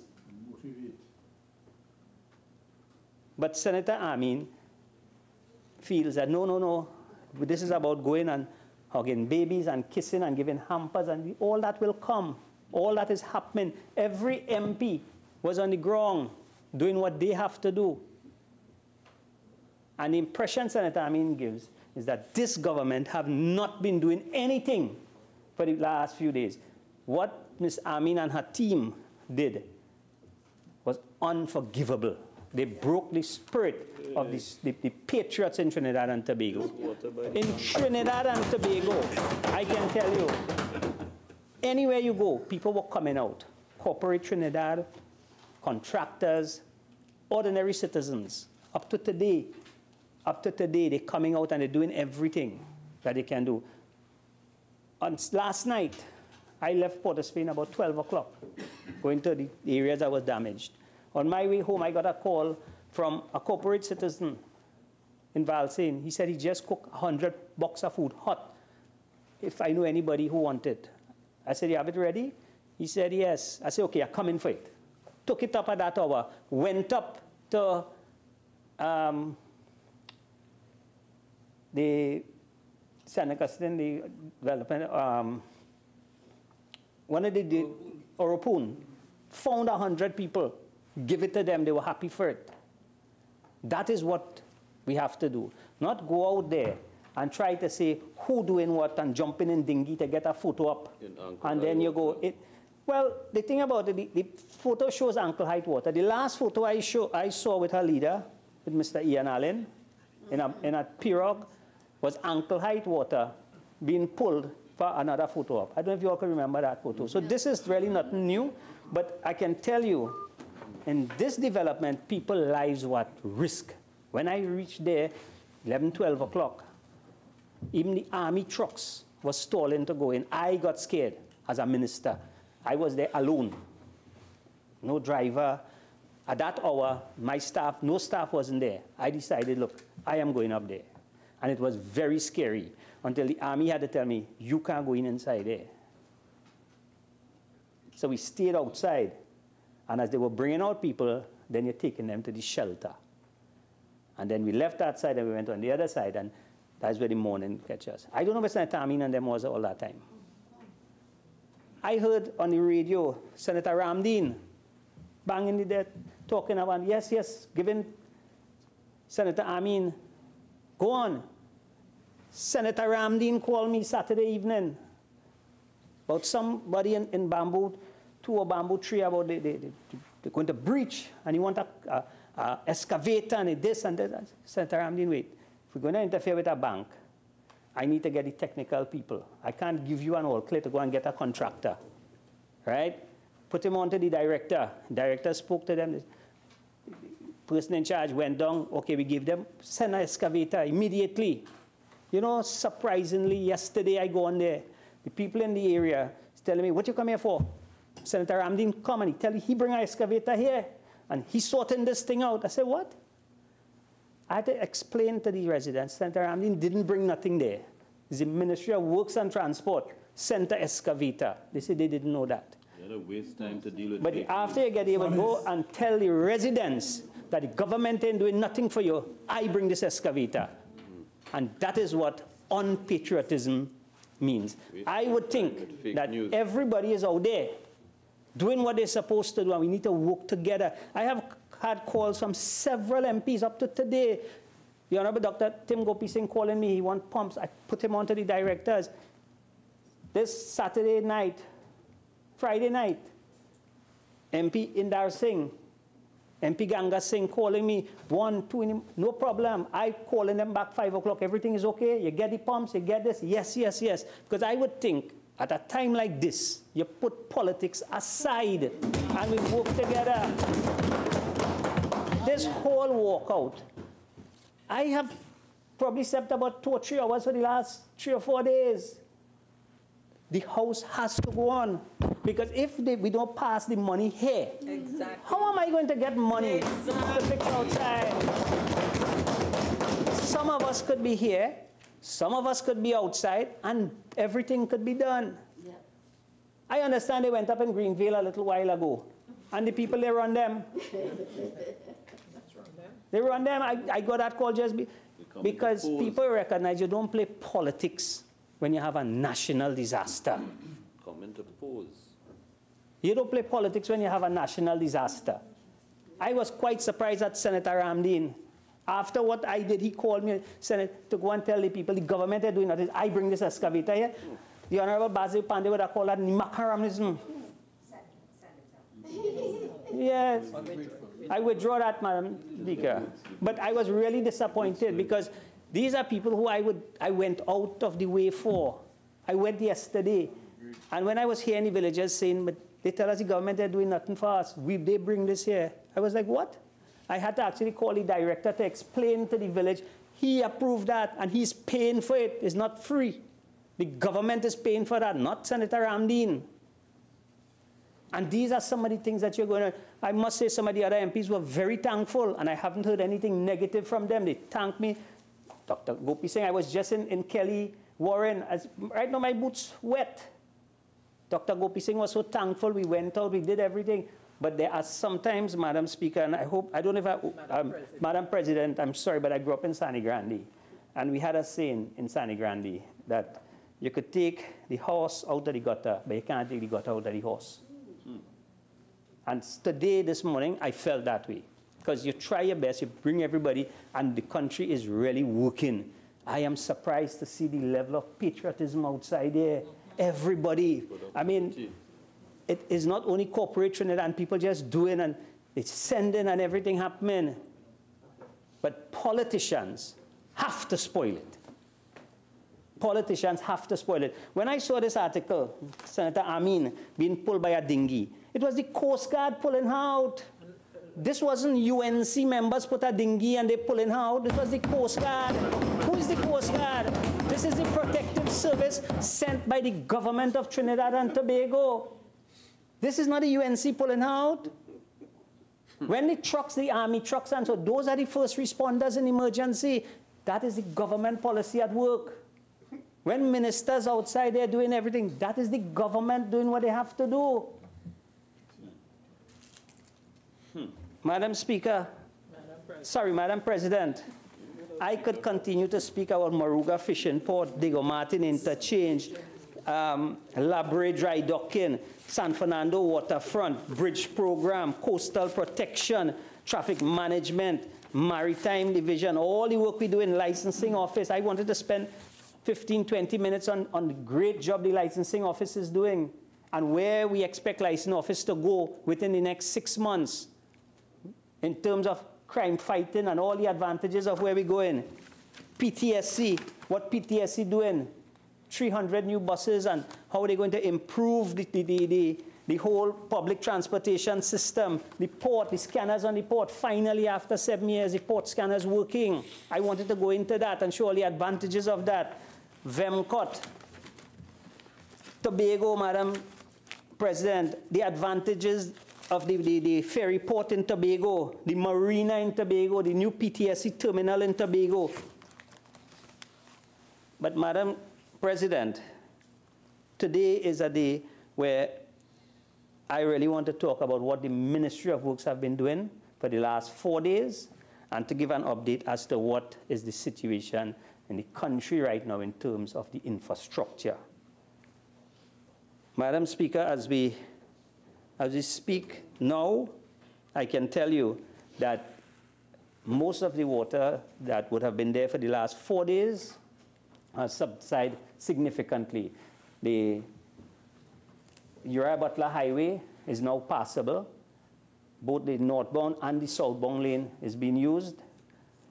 Most of the other areas, the water have subsided. However, we did have some torrential showers a little while ago, and there are some challenges now on the bus route and the east-west corridor. We don't expect that to stay and to last for any length of time, because in that area we do have some quick runoff. However, we have to monitor the weather forecast, and we know that things could change. What we were faced with, Madam President, is almost 30% more rainfall than the average monthly rainfall in just over 2 days. Wow. So in just over 2 days, we get 30% more than the monthly average. Not the monthly average, about 30% more than the monthly average. Yeah. There's no way you could engineer for that sort of water. And it comes at a time when the ground is already saturated, the dams are already filled. And then when you consider we sit on an island where you have every 6 hours you have a high tide or a low tide, that just compounds the situation for us. But as citizens, we rallied. So far, we have no reported deaths. And I think that is something that we have to be thankful for. I can tell you on Friday night, about 2 o'clock, I was telling some of my colleagues, I am worried about Greenvale because we did not know what was happening there. Even the army couldn't go in because the trucks couldn't go in. We had to wait for the boats. And at that hour, you can't see anything. So you can't even get into the houses. You were just, some of them would tell me they were listening for screams. So you did not know when you get into the house what you were going to meet. People were telling you that they had to cut the galvanized to go up on the roof. There were people sitting on the water tanks. For more than 24 hours. This was something out of a movie. And everybody stuck together, and we actually accomplished a fantastic job. It is unfortunate that Senator Amin, Senator Ramdeen, Senator Mark, the UNC team will behave like that and have a walkout and try to give the impression that nothing is being done. It is unfortunate. It has damaged the morale of a lot of people outside there because everybody is doing their part. Madam President, I would have loved to speak about the sea bridge that finally the government have sorted out. We have ferries running up and down to Tobago. Give and take, there will be some challenges on the days, but it will only get better. Madam Speaker, sorry, Madam President, I don't want to keep saying Madam Speaker. Madam President, I really wanted to spend some time on the Joint Select report, and I wanted Senator Mark to be in the House when I spoke about our Joint Select, because I stood through a Joint Select, the Prime Minister stood. I was grilled by Senator Mark and him doing his job. And I was so happy that when the report was laid, that all the accusation against the minister, all the allegations they were making, and they were putting into the public domain, both politicians, unions, some people who had an interest, nothing in the report pointed that the minister did anything wrong. Nothing. I wanted to spend some time on that. Unfortunately, I couldn't do it. I wanted to speak about national helicopters and why this country is faced with a $27 million lawsuit right now. Because they keep talking about the Galleon Passage, and the government spent $17 million US, and we have they bought a boat. Well, the boat now is transporting close to 700 people, and the boat is here. I wanted to find out more about where the helicopter is. 27 million US. Can't transport nobody. And Madam President, I will not go into that. We'll have more time for that. What we will be doing at the Ministry of Works and Transport, and what we have been doing, we have been ensuring that the infrastructure remains intact. So far, we have had minor infringements. We are doing a thorough inspection until the water reaches to the level where we can do an in-depth investigation, we are not able to conclude that all the infrastructure have remained intact. But we have people on the ground, and so far we have not seen anything that is of any major concern. As we speak, the Manzanilla-Mayara Road is under heavy water. We are suspecting that there's some infringement up there, but again, we can't confirm it. When I leave here, I think a team of us might be going up to Manzanilla to do some more inspection of that roadway, because if it is that there is damage, then we will have to permanently close the roadway even after the water goes down to any level. There is some damage I saw on social media in Balmain area. The team is down there, and they are quite convinced that they can have that rectified. So far, again, as a country, we don't have any major breaches based on the volume of water that we had and that intense rain over a 3-day period. Unfortunately, the greatest damage that we face is that damage done by Ms. Khanija Amin and her team, Senator Khanija Amin and her team this morning. What it did is that it broke the moral back of us as politicians, who after this country united to take us to a different level, we have to come today when the cleanup starts, because what we are doing out there now is cleanup. We are cleaning up now, assisting people, and people are going to, I mean, if you go into some of these areas today and you see the amount of volunteers bringing out cleaning material and food stuff and everything, but then you hear politicians saying the next side ain't doing nothing. That is unforgivable. Madam President, I would like to go back out on the field, so I will stop my presentation here. But just to give Trinidad and Tobago the assurance that the government is doing all within its power to ensure that normalcy comes back soon. Thank you. Minister in the Ministry of Finance. Thank you, Madam President. Madam President, as I rise to speak, I would also like to extend my condolences to the people who have been affected by these difficult couple of days that we have had, and to give them the assurance that the government is with them and is in support of them. I would also like to extend my thanks to every single Trinidad and Tobago citizen who has gone out and made every effort to assist and to soften the blow that these people have gone through. It really warmed my heart to see the reaction of the people of Trinidad and Tobago and the response that we got. And it gives me hope for Trinidad and Tobago. Despite the few negatives, I think that is the one real positive that came out of this weekend. And I hope that we can build and grow on that strength, which I think is a real strength. As my colleagues have indicated, all ministers, all ministries have been working on contributing to the relief effort. I would particularly like to mention to Senator Dial Singh, through you, Madam Chair, that he should be heartened to know that the Ministry of Health and Social Development are in fact providing counseling services as well as actual physical support, because we recognize that this is an event that can traumatize people who have been affected, so we have been offering that support. In respect of Ministry of Finance in particular, which is a ministry that I came from, Ministry of Finance too has been working in respect of providing relief, and I would just like to advise the national public of the following.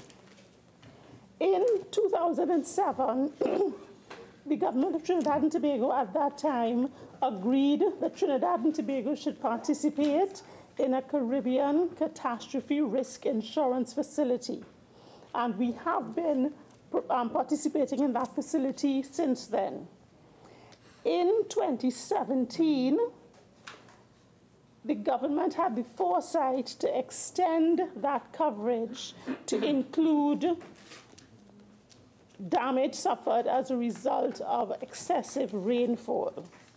And we were fortunate in 2017 to benefit from that insurance because we had a particularly difficult period in 2017. We made a claim and we benefited from that. We expect to do the same again. So what the ministry of Finance has been doing, in addition to the work of the MP and so on in respect of the flooding, was communicated to the public in a media release that was published today, which says as follows. The Minister of Finance wishes to advise that on Saturday, October 20th, 2018, contact was made with the Caribbean Catastrophe Risk Insurance Facility.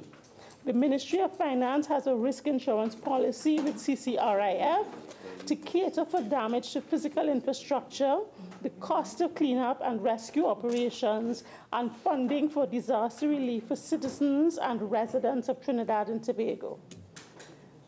CCRIF is a regional catastrophe fund for Caribbean governments designed primarily to limit the financial impact of devastating hurricanes and earthquakes by quickly providing financial support when a policy is triggered.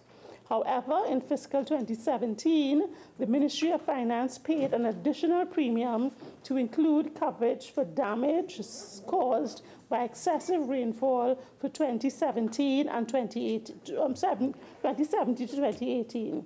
The excessive rainfall policy was renewed a month ago for the 2018-2019 period. CCRIF was advised on Saturday that Trinidad and Tobago was experiencing unusually heavy rainfall and suffering from severe flooding. Urgent disbursement of funds was requested for this country's excessive rainfall insurance policy with CCRIF. In the interim, with the ministry's excessive rainfall claim with CCRIF, while the ministry's claim is being processed, the Ministry of Finance is making internal arrangements to ensure that regional corporations, the Defense Force, the protective services, the relevant ministries with responsibility for disaster management, social services, healthcare, inter alia, ODPM, and other relief agencies are suitably funded as a priority so citizens directly affected will receive the help they so urgently need. So that, Madam President, is just an indication of the work of one ministry, the Ministry of Finance, in respect to providing relief for the people affected by this disaster that we have faced over the past couple of days.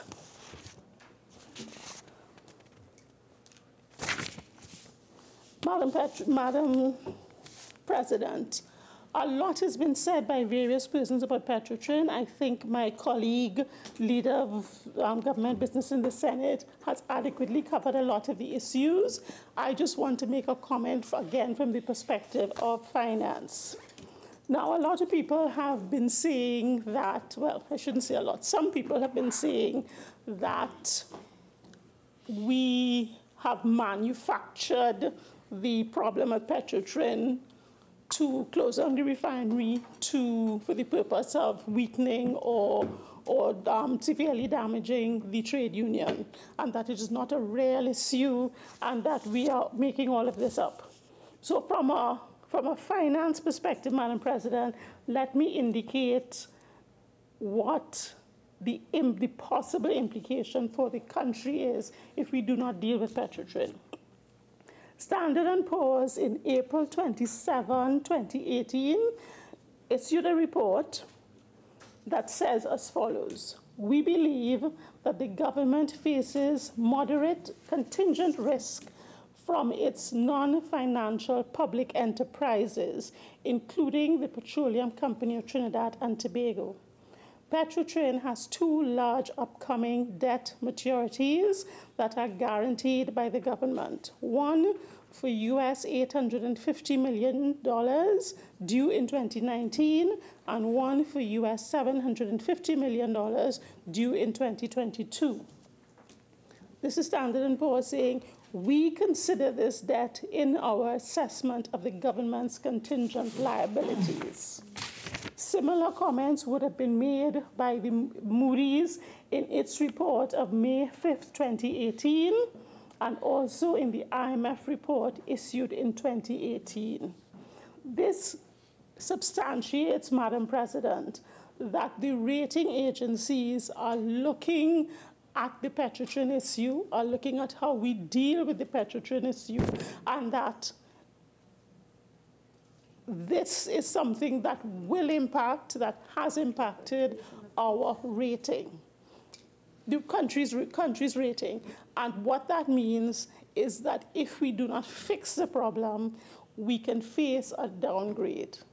What a downgrade means is that our borrowing costs become higher. We already have to siphon off of the top of our national budget the cost of bearing the servicing of the debt that we already have. If we do not fix the rating problem, we are faced with downgrade, we are faced with increased interest costs, we are faced with not being able to borrow, and certainly not being able to borrow at reasonable rates. The country cannot afford that. So while the government of Trinidad and Tobago would have been happy if we could have saved the jobs of all the people impacted by the closure of the Petrotrin refinery rather than Petrotrin, it was a choice of the lesser of two evils. Do we compromise the economic stability of the country and the costs that we bear in terms of our financing, or do we deal more frontally and decisively with the Petrotrin issue that has been going on for a while? These are the choices that we faced. And what the decision that we were forced to make because of the economics was that we had to sacrifice the few for the benefit of the many. We could have taken the decision and decided, okay, let's leave it alone like everybody else has been leaving it alone, but that would have been putting political expediency above the needs of the country, and we were not prepared to do that. Very recently, in a discussion I had with a Nigerian individual who is currently working in the energy sector in Trinidad, he said to me that he was looking at, with interest, at what we were doing with respect to Petrotrin, because Nigeria is faced with the same problem. They have 4 refineries. They produce 1 million barrels of oil a day, but still they have to import significant amounts of oil at a great loss to keep those refineries going. And what he said to me that I will never forget is that the difference between what is happening in Nigeria and what is happening in Port of Spain is courage. And we have to recognize the courage and fortitude of the person who leads this government, Dr. Keith Rowley, in taking the decision to look at Petrotrin closely, to do the investigation, to determine what was the right course of action, and having determined that, to move forward with fortitude to address it. I know Senator Richards says that we had challenges with communication, that we should look at it going forward, and we will take that into account. But let me remind Senator Richards and the rest of the nation that we started publicly communicating the issues of Petrotrin through the Prime Minister's address to the nation in January of 2017. And every time we got to a milestone, we came back to the public and let them know where we were. We couldn't give them the entire picture because the picture developed and evolved over time. So as we came to a point, we went back to the public. It may be that we didn't speak loudly enough. It may be that we spoke loudly, but we didn't get the kind of coverage we needed. But we made every effort to not only to keep the country involved, but to get the stakeholders who were directly impacted to engage in the discussion and resolution and coming up with a solution. So that is my contribution on Petrotrin. Senator Richards also raised the issue of the NIB problem, and he asked us to not let that be another Petrotrin. We do recognize that NIB's ability to deal with continued provision of pensions is a difficult area that has to be addressed. And as the Minister of Finance would have indicated in the other place when he was making his wind up, the NIB did come to him and say, let us look at another rate increase so that we can bridge the gap.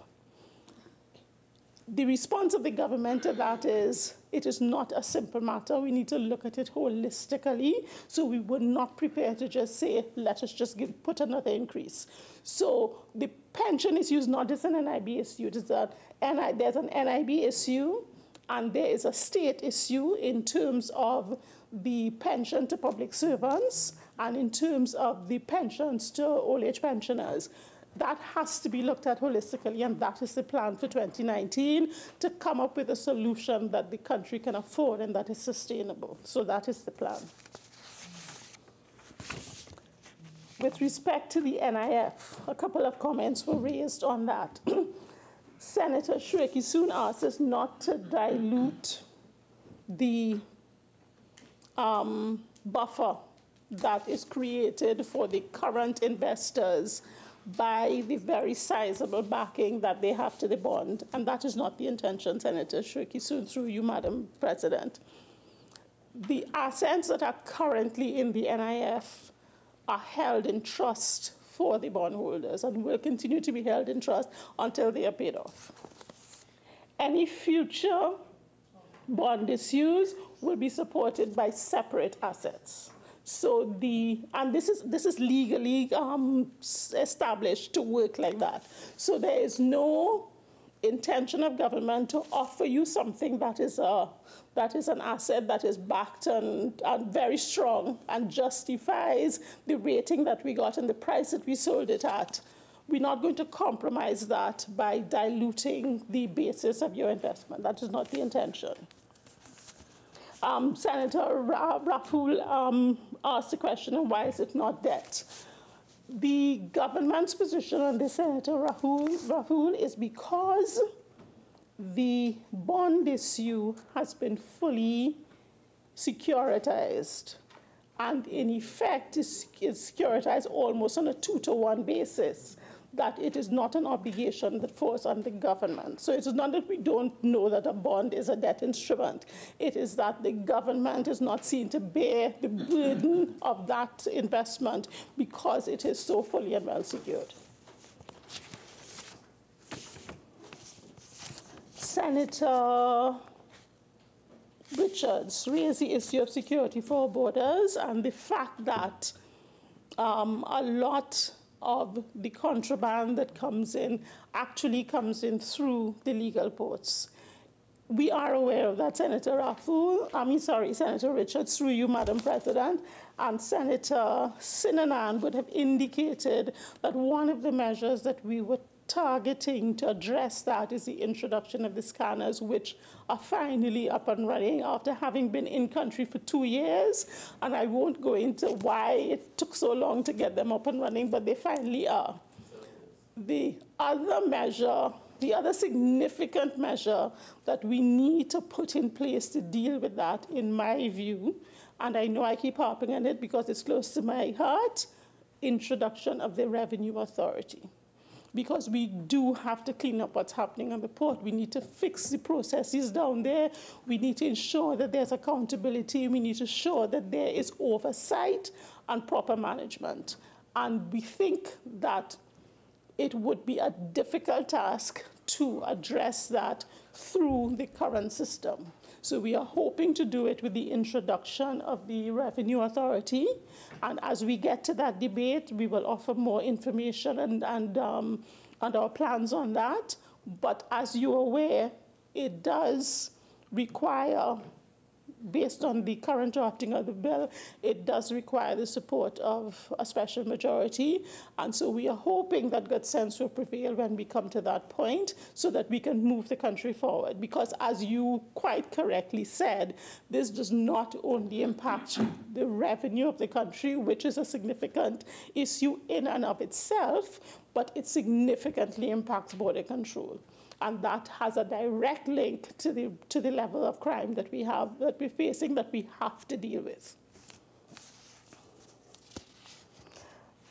Senator, through you, Madam President, to Senator Diyal Singh, you focused a bit on the fact that we are spending a lot of money in areas like social development and education, and not necessarily getting the required return, and we agree completely. So what we have done is we have had a study conducted by one of our international support groups looking at the effectiveness of the spend in 3 key areas of government, social development and education being among those. We have a report from them, and what we are seeking to do is address how we deal with it so that we get more effective impact from every dollar that we spend, so that either we can reduce the spend in some of the areas or we can get a bigger impact for what we do spend. So the focus is in all areas, value for money, getting more with less.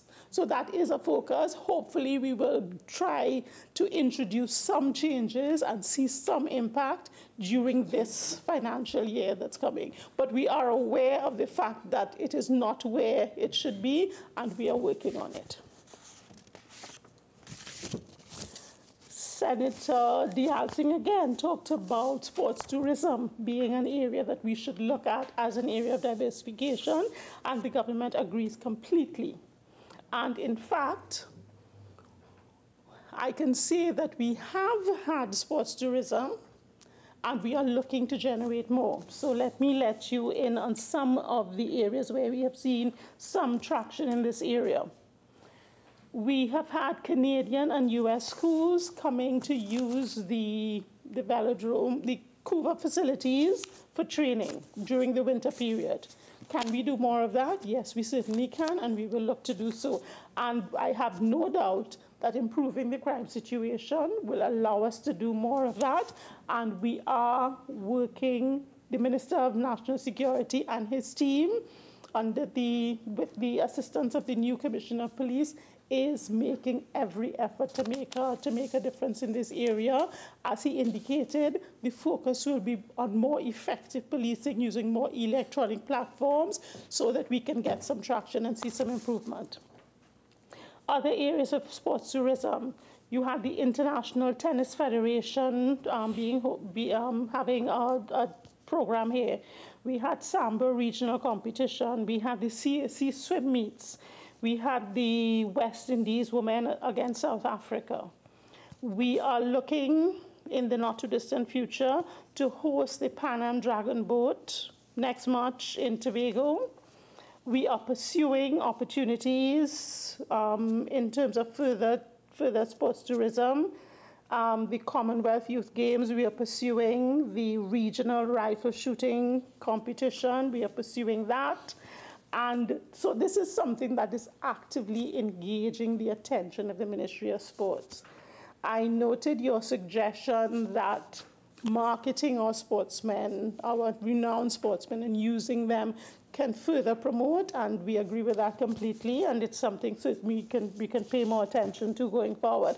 But sports tourism is an area where we do have our focus.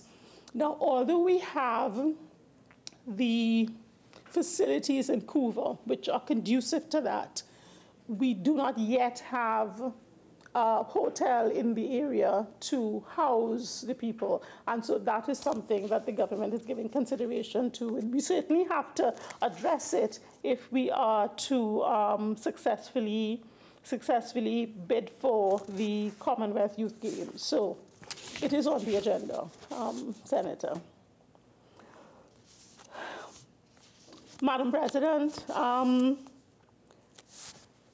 I've listened to the contributions of the various members, and what I took away is that a lot of the members who are independent made very balanced contributions. Senator Shirkisu, in his normal manner, gave us all the kudos for the good things that he did. And I'm very thankful that the list was longer this year than it has been previously. I recognize that. And I really appreciate the balanced perspective that we got from you, Senator Shirkisu, and others through you, Madam President. I took note of the negatives, and either we try to respond where we thought that there was misinformation or an incorrect conclusion, or we will take note of it in terms of how we treat with things going forward. But my bottom line takeaway, both from the debate in this House and from the comments on the outside, is that people see this year's budget as a decent budget. And I really would like to add my commendation. I was remiss in my earlier presentation. I would like to add my commendation to the Minister of Finance and the team at the ministry, to the Minister of Planning and the team at her ministry, under the leadership of the Prime Minister, in getting us to a place where we could present a budget that essentially, but for the impact of the super gasoline change in price, that essentially says to the people of Trinidad and Tobago, one, we are heading in the right direction. Two, we remember the most vulnerable and continue to try our best to support them. In my view, the reason why, one of the reasons what that must have triggered the walkout this morning was that the opposition really didn't have a lot of negative things to say on the budget, and so they decided let us take advantage. So, what does the budget say to us? The budget says that the deficit that we have been living on since 2008, because that was our last non-deficit budget, our deficit is down, and it has continued to head in the right direction. Yes, to Senator Shirky, Madam President, through you, the objective is to get to a balanced budget. And we are working our way towards that. But taking Senator D'Alessandro's comment in mind, we cannot do that at the expense of supporting the vulnerable. So while we made a gain in respect of the reduction in the subsidy, we gave some of that back by increasing contributions to the most vulnerable. And we have to arrive at that balance. And the way to address reducing the budget, the deficit further, to eradicate it completely, is to collect the taxes that are out there to be collected. And again, I am promoting the introduction of the Revenue Authority, which I think is the answer to get us there. So we can both balance the budget and protect our most vulnerable. That is the objective. The budget indicates that spending is being controlled. We started in 2015 to control the spending because it had gotten way out of control, and we continue to do that. And Madam President, through you to Senator Richards, we are not going to go crazy going forward. We are not going to just go to the reins and say, okay, money is starting to come in from the oil companies, let's go on a spending spree again. We recognize we recognize the importance of prudence in our approach to spending, and we are going to continue to do that. Senator Sinanan, for example, mentioned that he has been successful all on his own in his ministry to significantly save on the projects that he has been introducing. Because the government's approach is getting more with less. We have been pushing back against the contractors. We have been sending out bids when we don't think it's reasonable, we go back out. And we want to get value for money for the benefit of the people of Trinidad and Tobago, and that will not change. It's not because we have billions of dollars flowing in that we should be throwing away these billions of dollars. That is the approach, and that will continue to be the approach under this government. We have kept the tax regime stable. Despite the utterances of some, we have not gone crazy in imposing taxes. We are seeking to reintroduce a tax that was there for over a century, the property tax, and we are working our way towards getting that done. And separate and apart from that, we have only imposed taxes in areas on people who we think could bear a little more to contribute to the good of all in this difficult circumstance. And in this year in particular, we did not raise any taxes. And the plan is to keep the tax system stable and to collect what is out there to be collected. That is the plan. What else to be done in the budget? We have, as I said, we have increased the support to the vulnerable. and we have made an additional effort to try to regularize the position with respect to the subsidies in the reduction of the subsidy to super. We stayed away from a move on the price of diesel because we wanted to ensure that there was not a significant impact on transportation costs, on goods cost. So that was the approach that was taken. So we are heading towards a balanced budget. We are continuing to remain responsible. In terms of the balance, I would refer you to Moody's report of May 2018, where it recognized that we moved in 2018 from a deficit of 8.5% of GDP, which is where it was in 2017, to where the ministry estimates it's going to be 3.1%, but Moody says it may be more in line of 3.5, but nonetheless a significant reduction. Madam President, I think having regard to the circumstances that we are in, where we have come from, what we have been doing, that this budget makes a fair representation of the successes we have made. The figures that we have provided are genuine, real figures, notwithstanding the naysayers who are saying we are misreading the statistics or we are misrepresenting the statistics even worse. And it gives Trinidad and Tobago hope in that this government is properly managing its affairs. We are seeing the successes. I know it is going to take a while to trickle down to the man in the street. Hopefully the adjustments we have made to the social welfare programs will get them to get more of a benefit quickly. But we are heading in the right direction. We are on the right path. We will continue to be responsible. And I recommend, in the circumstances, support for the budget. Madam President, I thank you, and I beg to move. Well done. Honourable Senators, the question is that a bill entitled An Act to Provide for the Service of Trinidad and Tobago for the financial year ending on the 30th day of September 2019 be read a second time. Those in favour say aye. Aye. Those against say no. I think the ayes have it.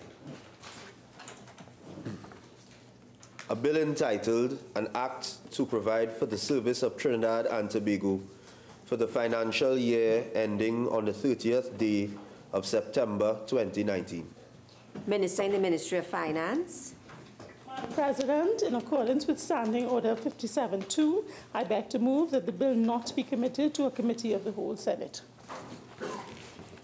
Honourable Senators, the question is that a bill entitled An Act to Provide for the Service of Trinidad and Tobago for the financial year ending on the 30th day of September 2019 not be committed to a committee of the whole Senate. Those in favour say aye. Aye. Those against say no. I think the ayes have it. The bill will not be committed to a committee of the whole Senate. Honourable Senators, the question therefore is that a bill entitled An Act to Provide for the Service of Trinidad and Tobago for the financial year ending on the 30th day of September 2019 be now read a third time and passed. Those in favour say aye. Aye. Those against say no. I think the ayes have it. A bill entitled An Act to Provide for the Service of Trinidad and Tobago for the financial year ending on the 30th day of September 2019. Leader of Government Business. Thank you very much, Madam President. Madam President, I beg to move that the Senate do now adjourn to a date to be fixed.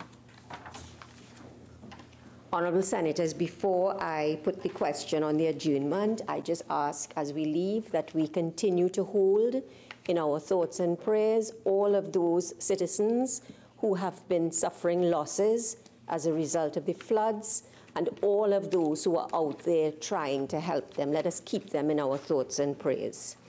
Honourable Senators, the question is that this Senate do now adjourn to a date to be fixed. Those in favour say aye. Aye. Those against say no. I think the ayes have it. This Senate now stands adjourned to a date to be fixed.